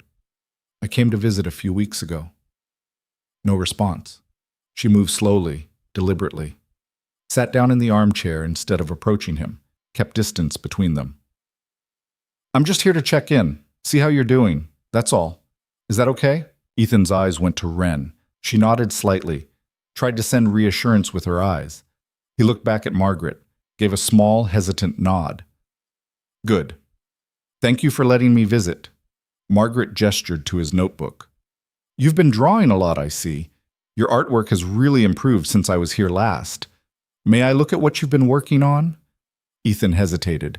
His hand moved protectively over the notebook. Then, slowly, he pushed it toward her. Margaret picked it up carefully, like it was something precious, flipped through it slowly. Wren saw her expression change, soften, just slightly, the professional mask cracking just enough to show something human underneath. Page after page of the ranch, the kitchen, the cat, his father working with the cattle, and Wren, over and over, Wren cooking, Wren at the table, Wren standing in the garden, Wren beside Callum, Wren kneeling beside Ethan himself, offering him something, bread maybe, or just her presence. The drawings were getting better, more detailed, more confident. Signs of a mind that was engaged with the world instead of hiding from it. These are very good, Ethan, Margaret said quietly. You have real talent. Do you enjoy drawing? A nod. What do you like to draw most? Ethan pointed to a picture. The kitchen. Wren at the stove, sunlight coming through the window. The kitchen, Margaret said. Is that your favorite place in the house? Another nod. Why? Ethan looked at Wren again, then down at his hands, didn't answer. Margaret didn't push, just kept turning pages, taking in each image. Then she stopped. Wren knew which page she'd found before Patterson even spoke. This is interesting, Patterson said. He'd moved closer, was looking over Margaret's shoulder. Ethan, who's this person here? He pointed to a figure in one of the drawings. Ethan glanced at it, then at Wren. Patterson pressed. Is that Ms. Calder? A small nod. And this word here, what does it say? He held up the page so Margaret could see it clearly. The word written underneath the drawing in careful, uneven letters. Mom. Wren's breath stopped. She'd seen that drawing, had seen Ethan working on it a few days ago, had thought, hoped, he'd cross out the word before anyone else saw it. But he hadn't, and now it was there. Evidence. Proof of exactly what Patterson had been looking for. Patterson looked at Margaret with barely concealed triumph. He's written Mom under a drawing of Ms. Calder. That's concerning, wouldn't you say? Clear signs of unhealthy attachment, role confusion. A child who's been manipulated into seeing an employee, a temporary employee, as a parental figure. That's not, Wren started. Ms. Calder, please. Margaret held up a hand without looking away from the notebook. Let me handle this. She turned her attention to Ethan. Ethan, I need to ask you something important, and I need you to think carefully before you answer, okay? He nodded, but his face was starting to go blank, that faraway look creeping into his eyes. Is Ms. Calder your mother? Ethan shook his head quickly, hard. But you wrote Mom here, under her picture. Can you tell me why? Silence. Ethan's breathing got faster. His hands started to shake. Stop, Wren said. You're pushing him too hard. I'm asking a simple question. You're interrogating a 6-year-old about a word in a drawing, a word that probably doesn't mean what you think it means. He's not confused about who his mother is. He knows I'm not her. Then why write it? Because... Wren stopped, took a breath, tried to find words that wouldn't make things worse. Because I take care of him. I cook for him. I'm here every morning. I listen when he needs someone to listen. I give him space when he needs space. Maybe to him, that's what a mother does. And maybe that's okay. Maybe it's healthy for him to recognize care when he sees it. It's not okay, Patterson interjected. His voice was sharp now, cutting. It's evidence of role confusion, of a child who's been manipulated, consciously or not, into seeing an employee, a temporary hire, as a parental figure. And what happens when she leaves, when the job ends? When she and Mr. Hale have a disagreement? This child will be traumatized all over again. I haven't manipulated anyone, haven't you?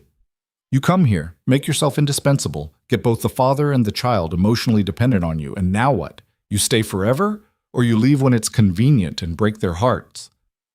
That's not Ms. Calder. Margaret's voice cut through, sharp, authoritative. I need you to be completely honest with me. What is your long-term intention here? Are you planning to stay permanently? Are you and Mr. Hale in a relationship? Is this a romantic situation that's complicating your role with Ethan? Wren looked at Ethan, at his pale face and trembling hands and the way he was starting to disappear behind his eyes. Then at Margaret. My intention is to stay, for as long as they'll have me. Yes, Callum and I are in a relationship, but that doesn't change how I care for Ethan. It doesn't make me less qualified to be here. If anything, it means I'm more invested, more committed. Committed to what exactly? To playing house? To pretending you're a family? We are a family, maybe not in the traditional sense, but we're a family. In what capacity? Margaret pressed. Are you an employee, a girlfriend, a stepmother? What are you? Wren's voice broke. I'm whatever they need me to be. That's not an answer. It's the only one I have. Margaret closed the notebook, handed it back to Ethan with careful hands. Thank you for showing me your drawings, Ethan. They're beautiful. He took it, clutched it to his chest. Margaret stood, looked at Patterson. I'd like to see the rest of the house now, and I'd like to inspect Ethan's room, his educational materials, everything. Of course, Wren said. They left the room. Wren waited until their footsteps were distant. Then she crouched in front of Ethan. He was crying, silent tears running down his face. Hey, it's okay. She wiped his cheeks gently. You did so good. I'm so proud of you. He shook his head, his mouth moved, trying to form words that wouldn't come. You didn't do anything wrong. That word you wrote, Mom, you can call me that if you want to, if that's what feels right to you. I'm not upset about it. Neither is your dad, okay? He grabbed her hand, held tight. She could hear Margaret and Patterson in the other rooms, opening closets, checking bedrooms, their voices low but audible through the walls. The house is well maintained, I'll grant that, Margaret said, and the child appears physically healthy, clean, fed, cared for. But the situation is fundamentally unstable, Patterson replied. Father's in the hospital. Child's formed an unhealthy attachment to an unqualified caregiver who has no legal standing.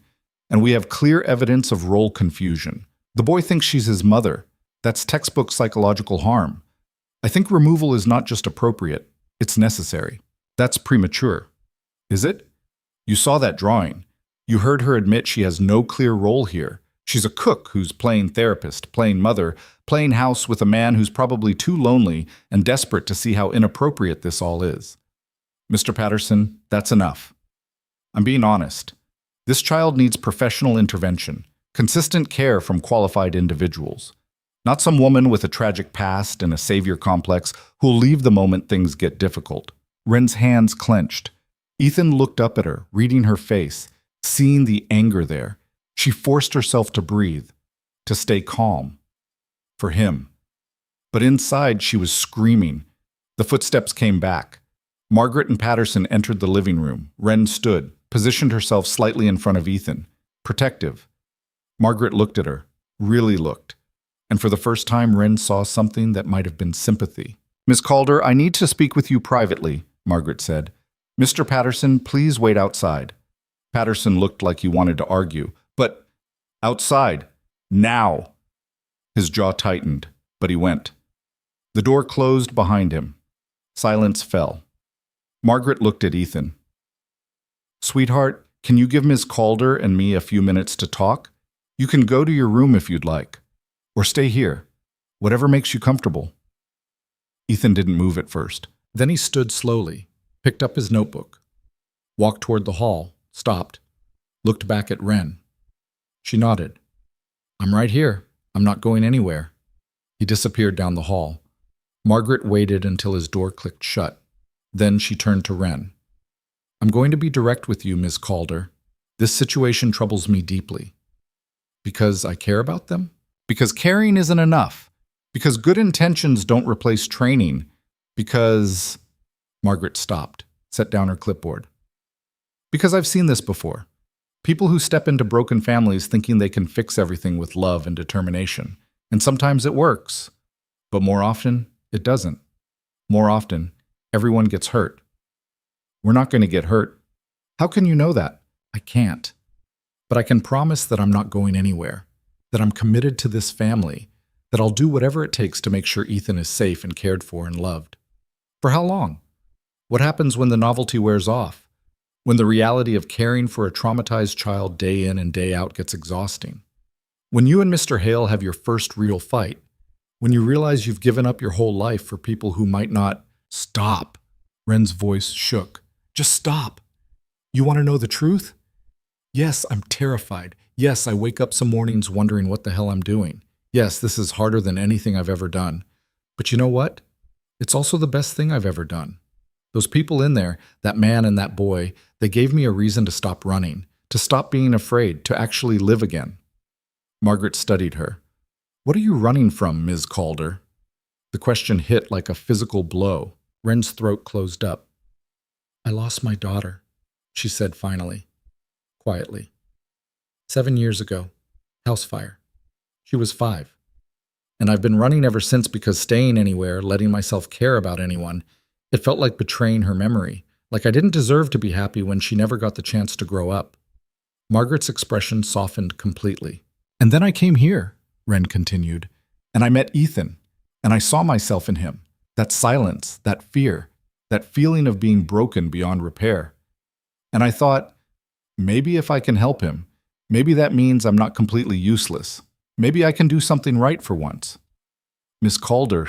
"So yes, maybe I have a savior complex. Maybe I'm using them to fix myself.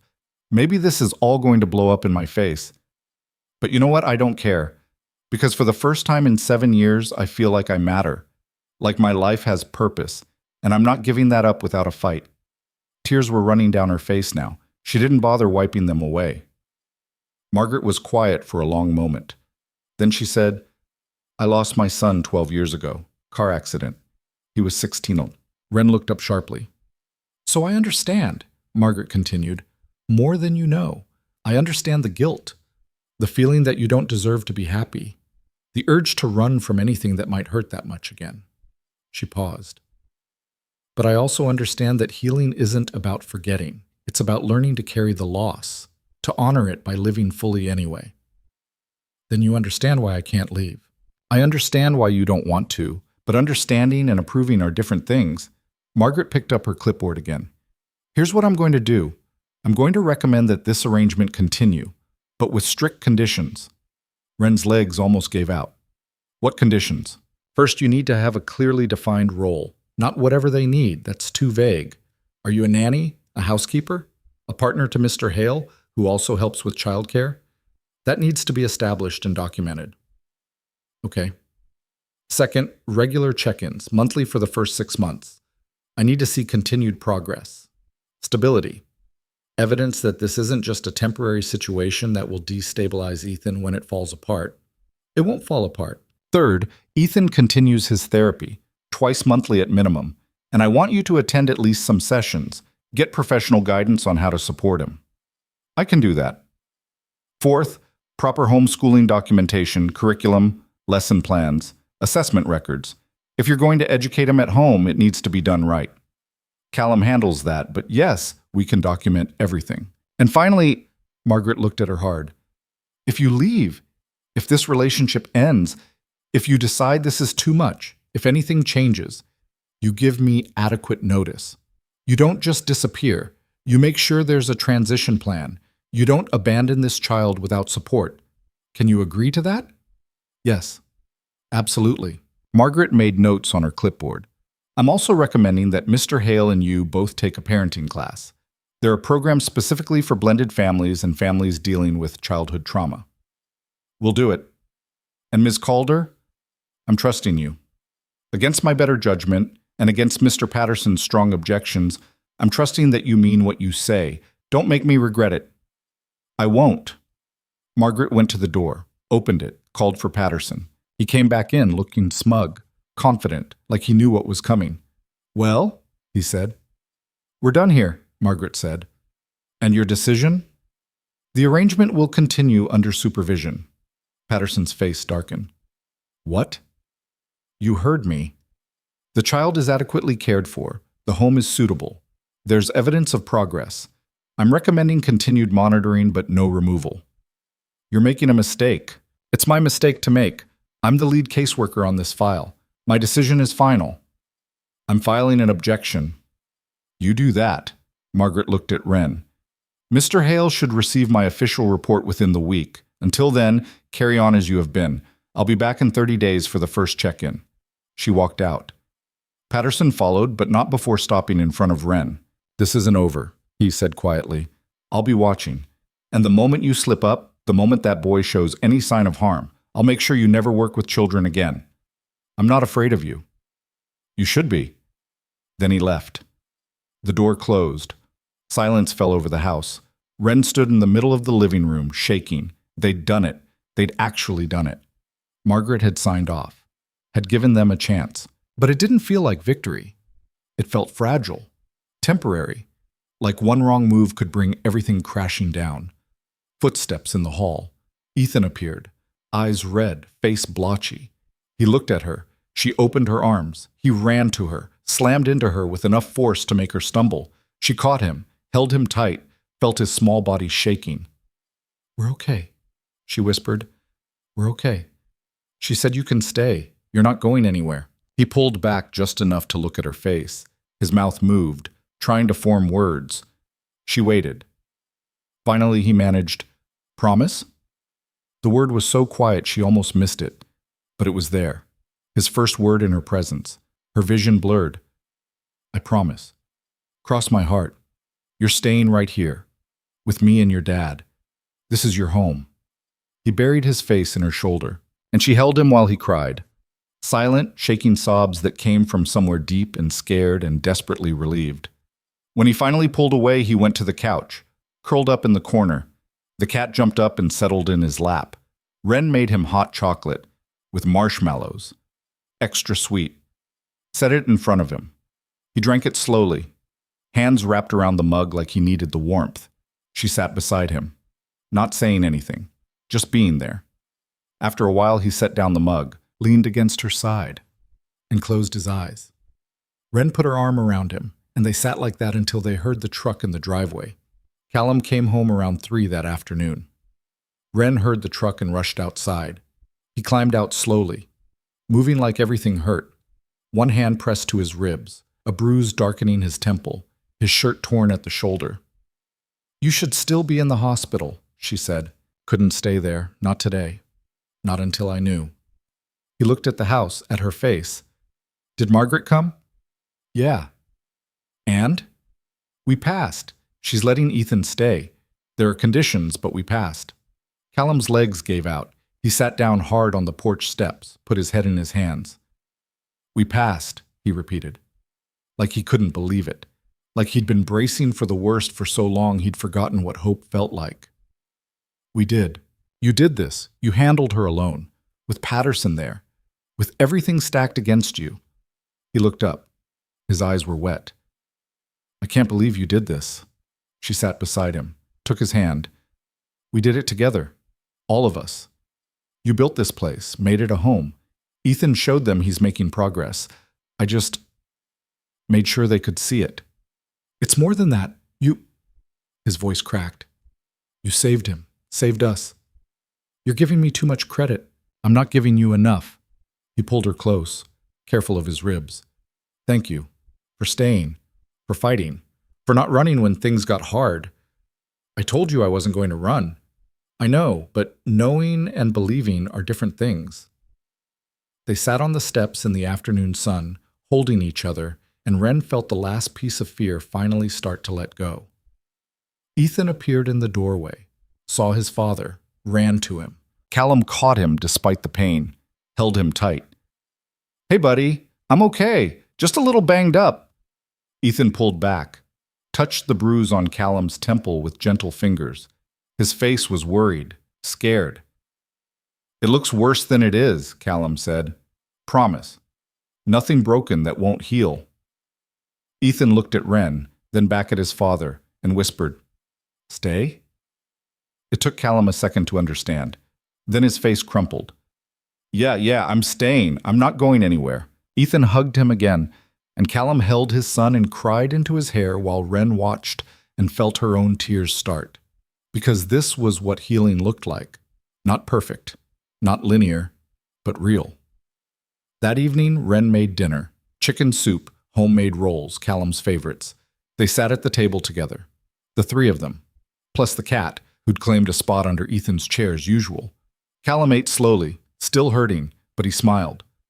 This is perfect. You always say that. I always mean it. He reached across the table, took her hand. I love you. Love you too. Ethan looked between them, then picked up his spoon and went back to eating, but there was a small smile on his face. After dinner, Callum went to lie down. Doctor's orders. Wren cleaned up. Ethan helped like always, drying dishes with a towel that dragged on the floor. When they finished, he tugged on her sleeve, led her to the living room, picked up his notebook, turned to a page near the back. A new drawing, done sometime that afternoon while she'd been on the phone with the hospital. While she'd been trying to hold herself together.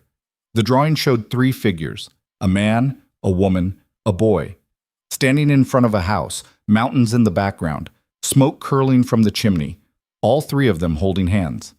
And underneath, written in careful letters, family. Below that, another word, forever. Wren's vision blurred. She looked at Ethan, at his solemn face and hopeful eyes. Yeah, she managed. Yeah, that's right. Forever. He smiled. That small, precious smile that still felt like a gift every time she saw it. Then he did something he'd never done before. He reached up, hugged her. Not because he was scared or upset, just because he wanted to. Wren held him tight. This boy who wasn't hers by blood, but had become hers anyway. This child who taught her that healing was possible. That staying was worth it. That love didn't have to hurt. I love you, she whispered. He pulled back, looked at her, and whispered back. Love you too. 2 weeks later, Dorothy came back. Wren was in the garden. The winter vegetables were coming in. Carrots, kale, Brussels sprouts. Things that could handle the cold. She was pulling weeds when she heard the truck. Dorothy got out, looked around at the property, taking in the changes.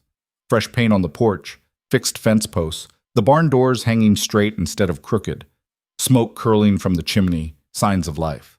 Of people who cared, of a place that was becoming something more than just surviving. Place looks different, Dorothy said. We've been working on it. I can see that. Dorothy walked closer, looked at Wren with those sharp eyes that seemed to see everything. Heard Margaret signed off, said you could stay. News traveled fast in small towns. Wren had learned that. Yeah. She gave us 30 days to prove things were stable. Then she'll decide whether to keep monitoring or close the case. And you're planning to stay that long? Longer. Dorothy nodded slowly. Good. Callum needs someone who won't run when things get hard. That boy needs someone who will keep showing up. I'm not running, not anymore.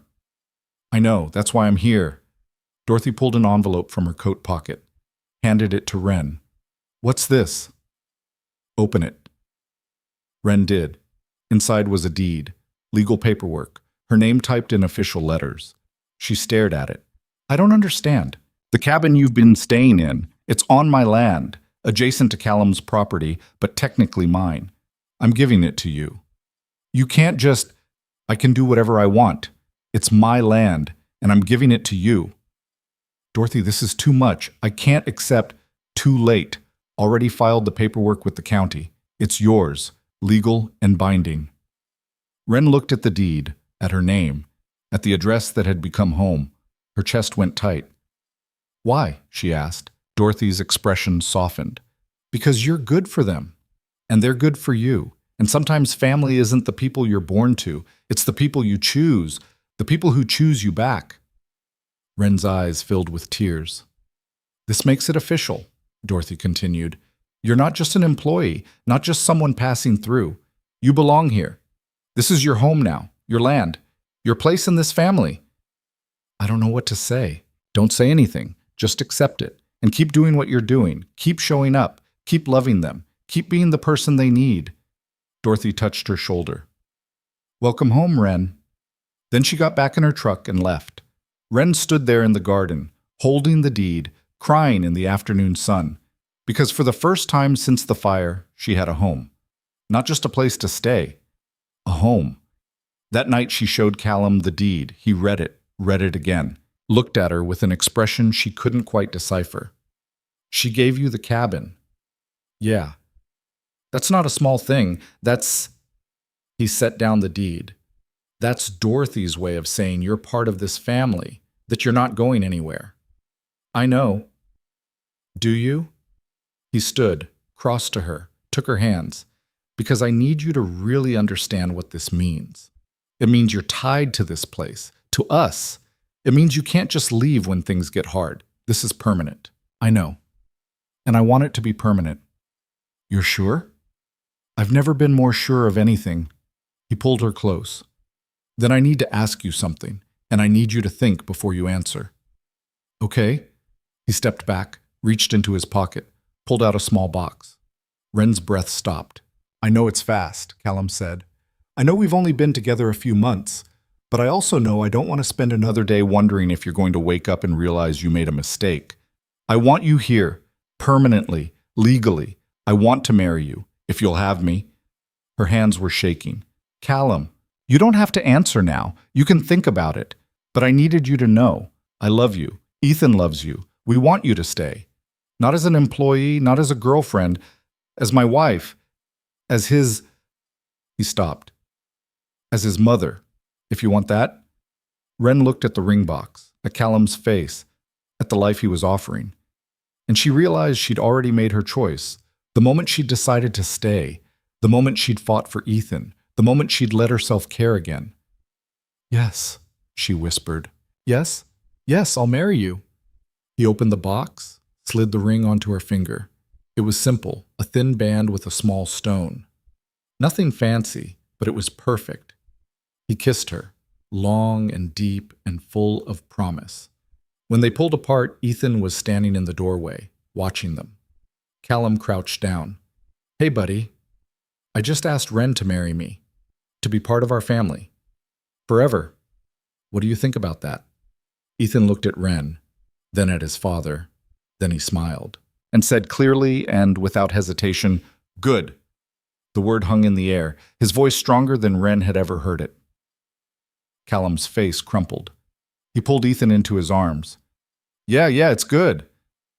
Wren joined them, wrapped her arms around both of them, and they stood there in the kitchen, holding each other, three people who'd been broken, finding their way back to whole. They got married in the spring, nothing fancy, just them and Dorothy and a justice of the peace who came out to the ranch. They stood in the yard, mountains in the background, wildflowers blooming, the sky impossibly blue. Ethan stood between them, wearing a suit that was slightly too big, hair combed, face scrubbed clean. He held the rings, When it was time, the justice of the peace nodded to him. Ethan stepped forward, handed the rings to his father, then looked at Wren, and whispered just loud enough for her to hear, "Love you." Her vision blurred. "I love you too." The ceremony was short, simple. Words about commitment and family and choosing each other every day. When it was done, Callum kissed her, and Ethan hugged them both.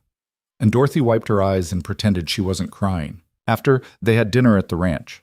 The kitchen table set with good plates and candles and flowers from the garden. The smell of roasted chicken and fresh bread filling the house. Ethan sat between them like always. The cat in his lap like always. But everything felt different, lighter, more settled. Like pieces that had been floating finally clicked into place. That night, after Ethan was asleep, Wren and Callum stood on the porch, looking out at the mountains, the stars, the endless sky. "You happy?" Callum asked. "Yeah, I really am." "No regrets?" "Not one." He squeezed her hand. "I spent 3 years thinking my life was over, that everything good was behind me, that the best I could hope for was just surviving until Ethan was grown, and then you showed up and proved me wrong. I didn't do anything special, I just cooked. You did more than that. You stayed. When anyone else would have run, you stayed. You fought for us, for him. You made us believe things could be better. So did you. You didn't give up on Ethan, even when everyone said you should. You kept trying, kept hoping. That takes courage. We're stubborn people." "Yeah, we are." They stood there in the quiet, the kind of quiet that felt full instead of empty, the kind that came from being with someone who knew your worst parts and chose you anyway. Behind them, the kitchen light glowed warm through the window. Inside, bread was rising for tomorrow's breakfast. Soup stock simmering, everything ready for another day, another meal, another chance to show up and try. And Wren thought about how she'd ended up here, standing at a market stall nobody visited, selling preserves nobody wanted, invisible to everyone who passed. Until a man and his silent son saw her, really saw her, and decided she was worth taking a chance on. She'd thought she was saving them. Turned out they'd been saving her all along. The years that followed weren't easy. There were hard days. Days when Ethan retreated into himself. Days when the trauma resurfaced. Days when Wren wondered if she was enough. But there were more good days than bad. Days when Ethan laughed. Days when he talked freely. Days when he brought friends home from school, and they filled the kitchen with noise and chaos and life. He grew. Slowly. In fits and starts. But he grew. He started public school when he was 8, spoke more each year, made friends, found his way back to the world. He still drew, still loved the kitchen, still helped Wren cook on weekends. He still had episodes sometimes, still disappeared inside himself when things got too loud or too overwhelming. But they were fewer, farther between. And he always came back. And he never forgot the woman who'd knelt beside him in a market and offered him bread, who'd seen him when everyone else looked away, who'd stayed. When Ethan graduated high school, he gave a speech. Wren and Callum sat in the audience, Wren's hand clasped tight in Callum's, both of them barely breathing as they watched their son. Because that's what he was, legally and in every way that mattered, stand at the podium. Ethan looked nervous, his hands gripped the edges of the lectern, but his voice was strong, clear. "My parents taught me something important," he said. "They taught me that healing doesn't happen all at once. It happens in small moments, in shared meals, in quiet kitchens, in the choice to stay when leaving feels easier." He looked right at them. "They taught me that being broken doesn't mean being lost, that silence isn't always weakness, that sometimes the bravest thing you can do is let someone help you." A pause. "My mom," his voice caught. "My mom saw me when I couldn't see myself. When I was so far gone I didn't think I'd ever find my way back. She didn't try to fix me. She just showed up. Every day. And she stayed. Even when I gave her every reason to leave." Wren's eyes were streaming. "My dad never gave up. Even when everyone told him to. Even when the doctor said I might never talk again. He kept trying. Kept hoping. Kept believing I was still in there somewhere." Callum's hand tightened around Wren's. "And now I'm here. Standing in front of you. Talking. Living. Because 2 people refused to give up on me. because they taught me that families aren't always the ones you're born into. Sometimes they're the ones you choose, the ones who choose you back. He smiled. So thank you, Mom. Thank you, Dad, for seeing me, for staying, for teaching me that broken things can heal, that lost things can be found, that home is wherever people love you enough to keep showing up. The auditorium erupted in applause. Wren couldn't see through her tears. Callum pulled her close, held her while she cried, while he cried too. Because their son, the boy who hadn't spoken for 3 years, had just stood in front of hundreds of people and told his story. And he'd called her Mom. Later, at the party, Ethan found Wren in the kitchen. Where else would she be? She was putting together a tray of sandwiches, old habits. He leaned against the counter beside her, tall now, almost 17, looking more like Callum every day. Thank you, he said. For what? For seeing me, back when I couldn't see myself. Wren set down the knife, turned to face him. You made it easy. No, I didn't. I was a mess. So was I. But you stayed anyway, because you were worth staying for. She touched his face. You've always been worth it. He pulled her into a hug. I love you, Mom. The word still hit her square in the chest every single time. I love you too. When he pulled away, he was smiling. I have something for you, a graduation present, but it's really a thank you present. Ethan, you didn't have to. I wanted to. He reached into his pocket, pulled out a folded piece of paper, handed it to her. She unfolded it carefully. It was a drawing, one of his, but more detailed than anything he'd done before. It showed the kitchen, her at the stove, sunlight streaming through the window, herbs growing on the sill, the cat on the floor, Callum in the doorway, and Ethan himself sitting at the table, drawing. But it wasn't just a picture. It was a moment, a memory. The morning after Margaret's first visit, the morning everything changed, and at the bottom, written in his careful handwriting, you taught me that home isn't a place, it's the people who stay. Wren couldn't breathe. Do you like it? Ethan asked. I love it. I love it so much. Good, because he hesitated. Because I want you to know that everything I am, everything I've become, it's because you gave me a chance, because you didn't see a broken kid. You just saw me. You were never broken, Ethan. You were healing. There's a difference. I know that now, because you taught me. They stood there in the kitchen, the same kitchen where it had all started, where she'd made bread and soup and simple meals that said you matter and you're safe and I'm not leaving. And Wren understood something she'd been learning slowly over the years, that healing wasn't about forgetting the pain, it was about learning to carry it, to let it shape you without defining you, to honor what you'd lost by living fully anyway. She'd lost her daughter. That would never stop hurting. She'd never stop wondering who that little girl would have become. But she'd found Ethan, and Callum, and a family, and a home. And that didn't diminish what she'd lost, it just meant she'd survived it. And sometimes survival was enough. Sometimes it was everything. That night, back at the ranch, Wren stood in the kitchen alone. It was late. Everyone else was asleep. But she'd needed a moment, needed to be in this space that had become sacred somehow. She looked around at the changes, the new appliances they'd installed last year, the fresh paint, the expanded pantry, the drawings covering every available surface, Ethan's, spanning years, showing his progress, his healing, his life. But some things were the same. The old wood stove in the corner, the window where the herbs grew, the table where they shared meals every single day.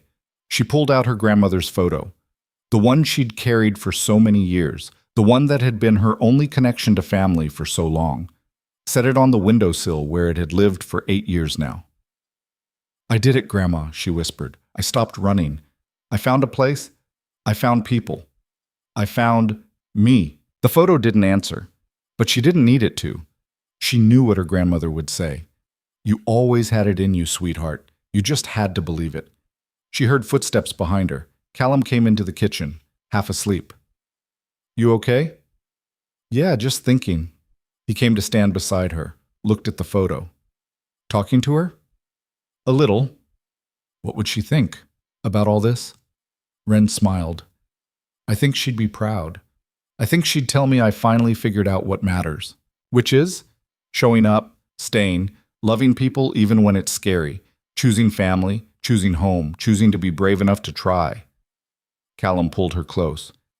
You're the bravest person I know. I'm really not. I spent 7 years running, being afraid, hiding, and then you stopped. That's the brave part. Not never being scared, but doing it anyway. They stood there in the quiet kitchen, the heart of the home they'd built together, the place where healing happened, where family was made, where broken things became whole. And Wren finally understood what she'd been searching for all those years. Not perfection, not happiness, not even peace. Just this. Just people to love. People who loved her back. A place to belong. A reason to stay. That was enough. That was everything. Outside, the mountains stood dark against the stars. The ranch was quiet. The cattle settled. The fields waiting for spring planting. Inside, bread was rising for tomorrow. Soup simmering. The rhythm of life continuing. And in the bedrooms down the hall, 2 people slept peacefully. A man who'd learned to hope again. A boy who'd found his voice. Both of them saved by a woman who'd learned that the bravest thing you can do is stay. Even when staying is hard. Especially when staying is hard. Because that's what love is. Not the easy moments, not the perfect days, but the choice to keep showing up, to keep trying, to keep believing that broken things can heal and lost things can be found and homes can be built from nothing but patience and care and the stubborn refusal to give up. That's what Wren had learned in this kitchen, in this house. In this life she'd built one meal at a time. And as she stood there in the dark, Callum's arms around her, she finally believed it. She was home. Not just in a place, but in herself. And that was the greatest healing of all.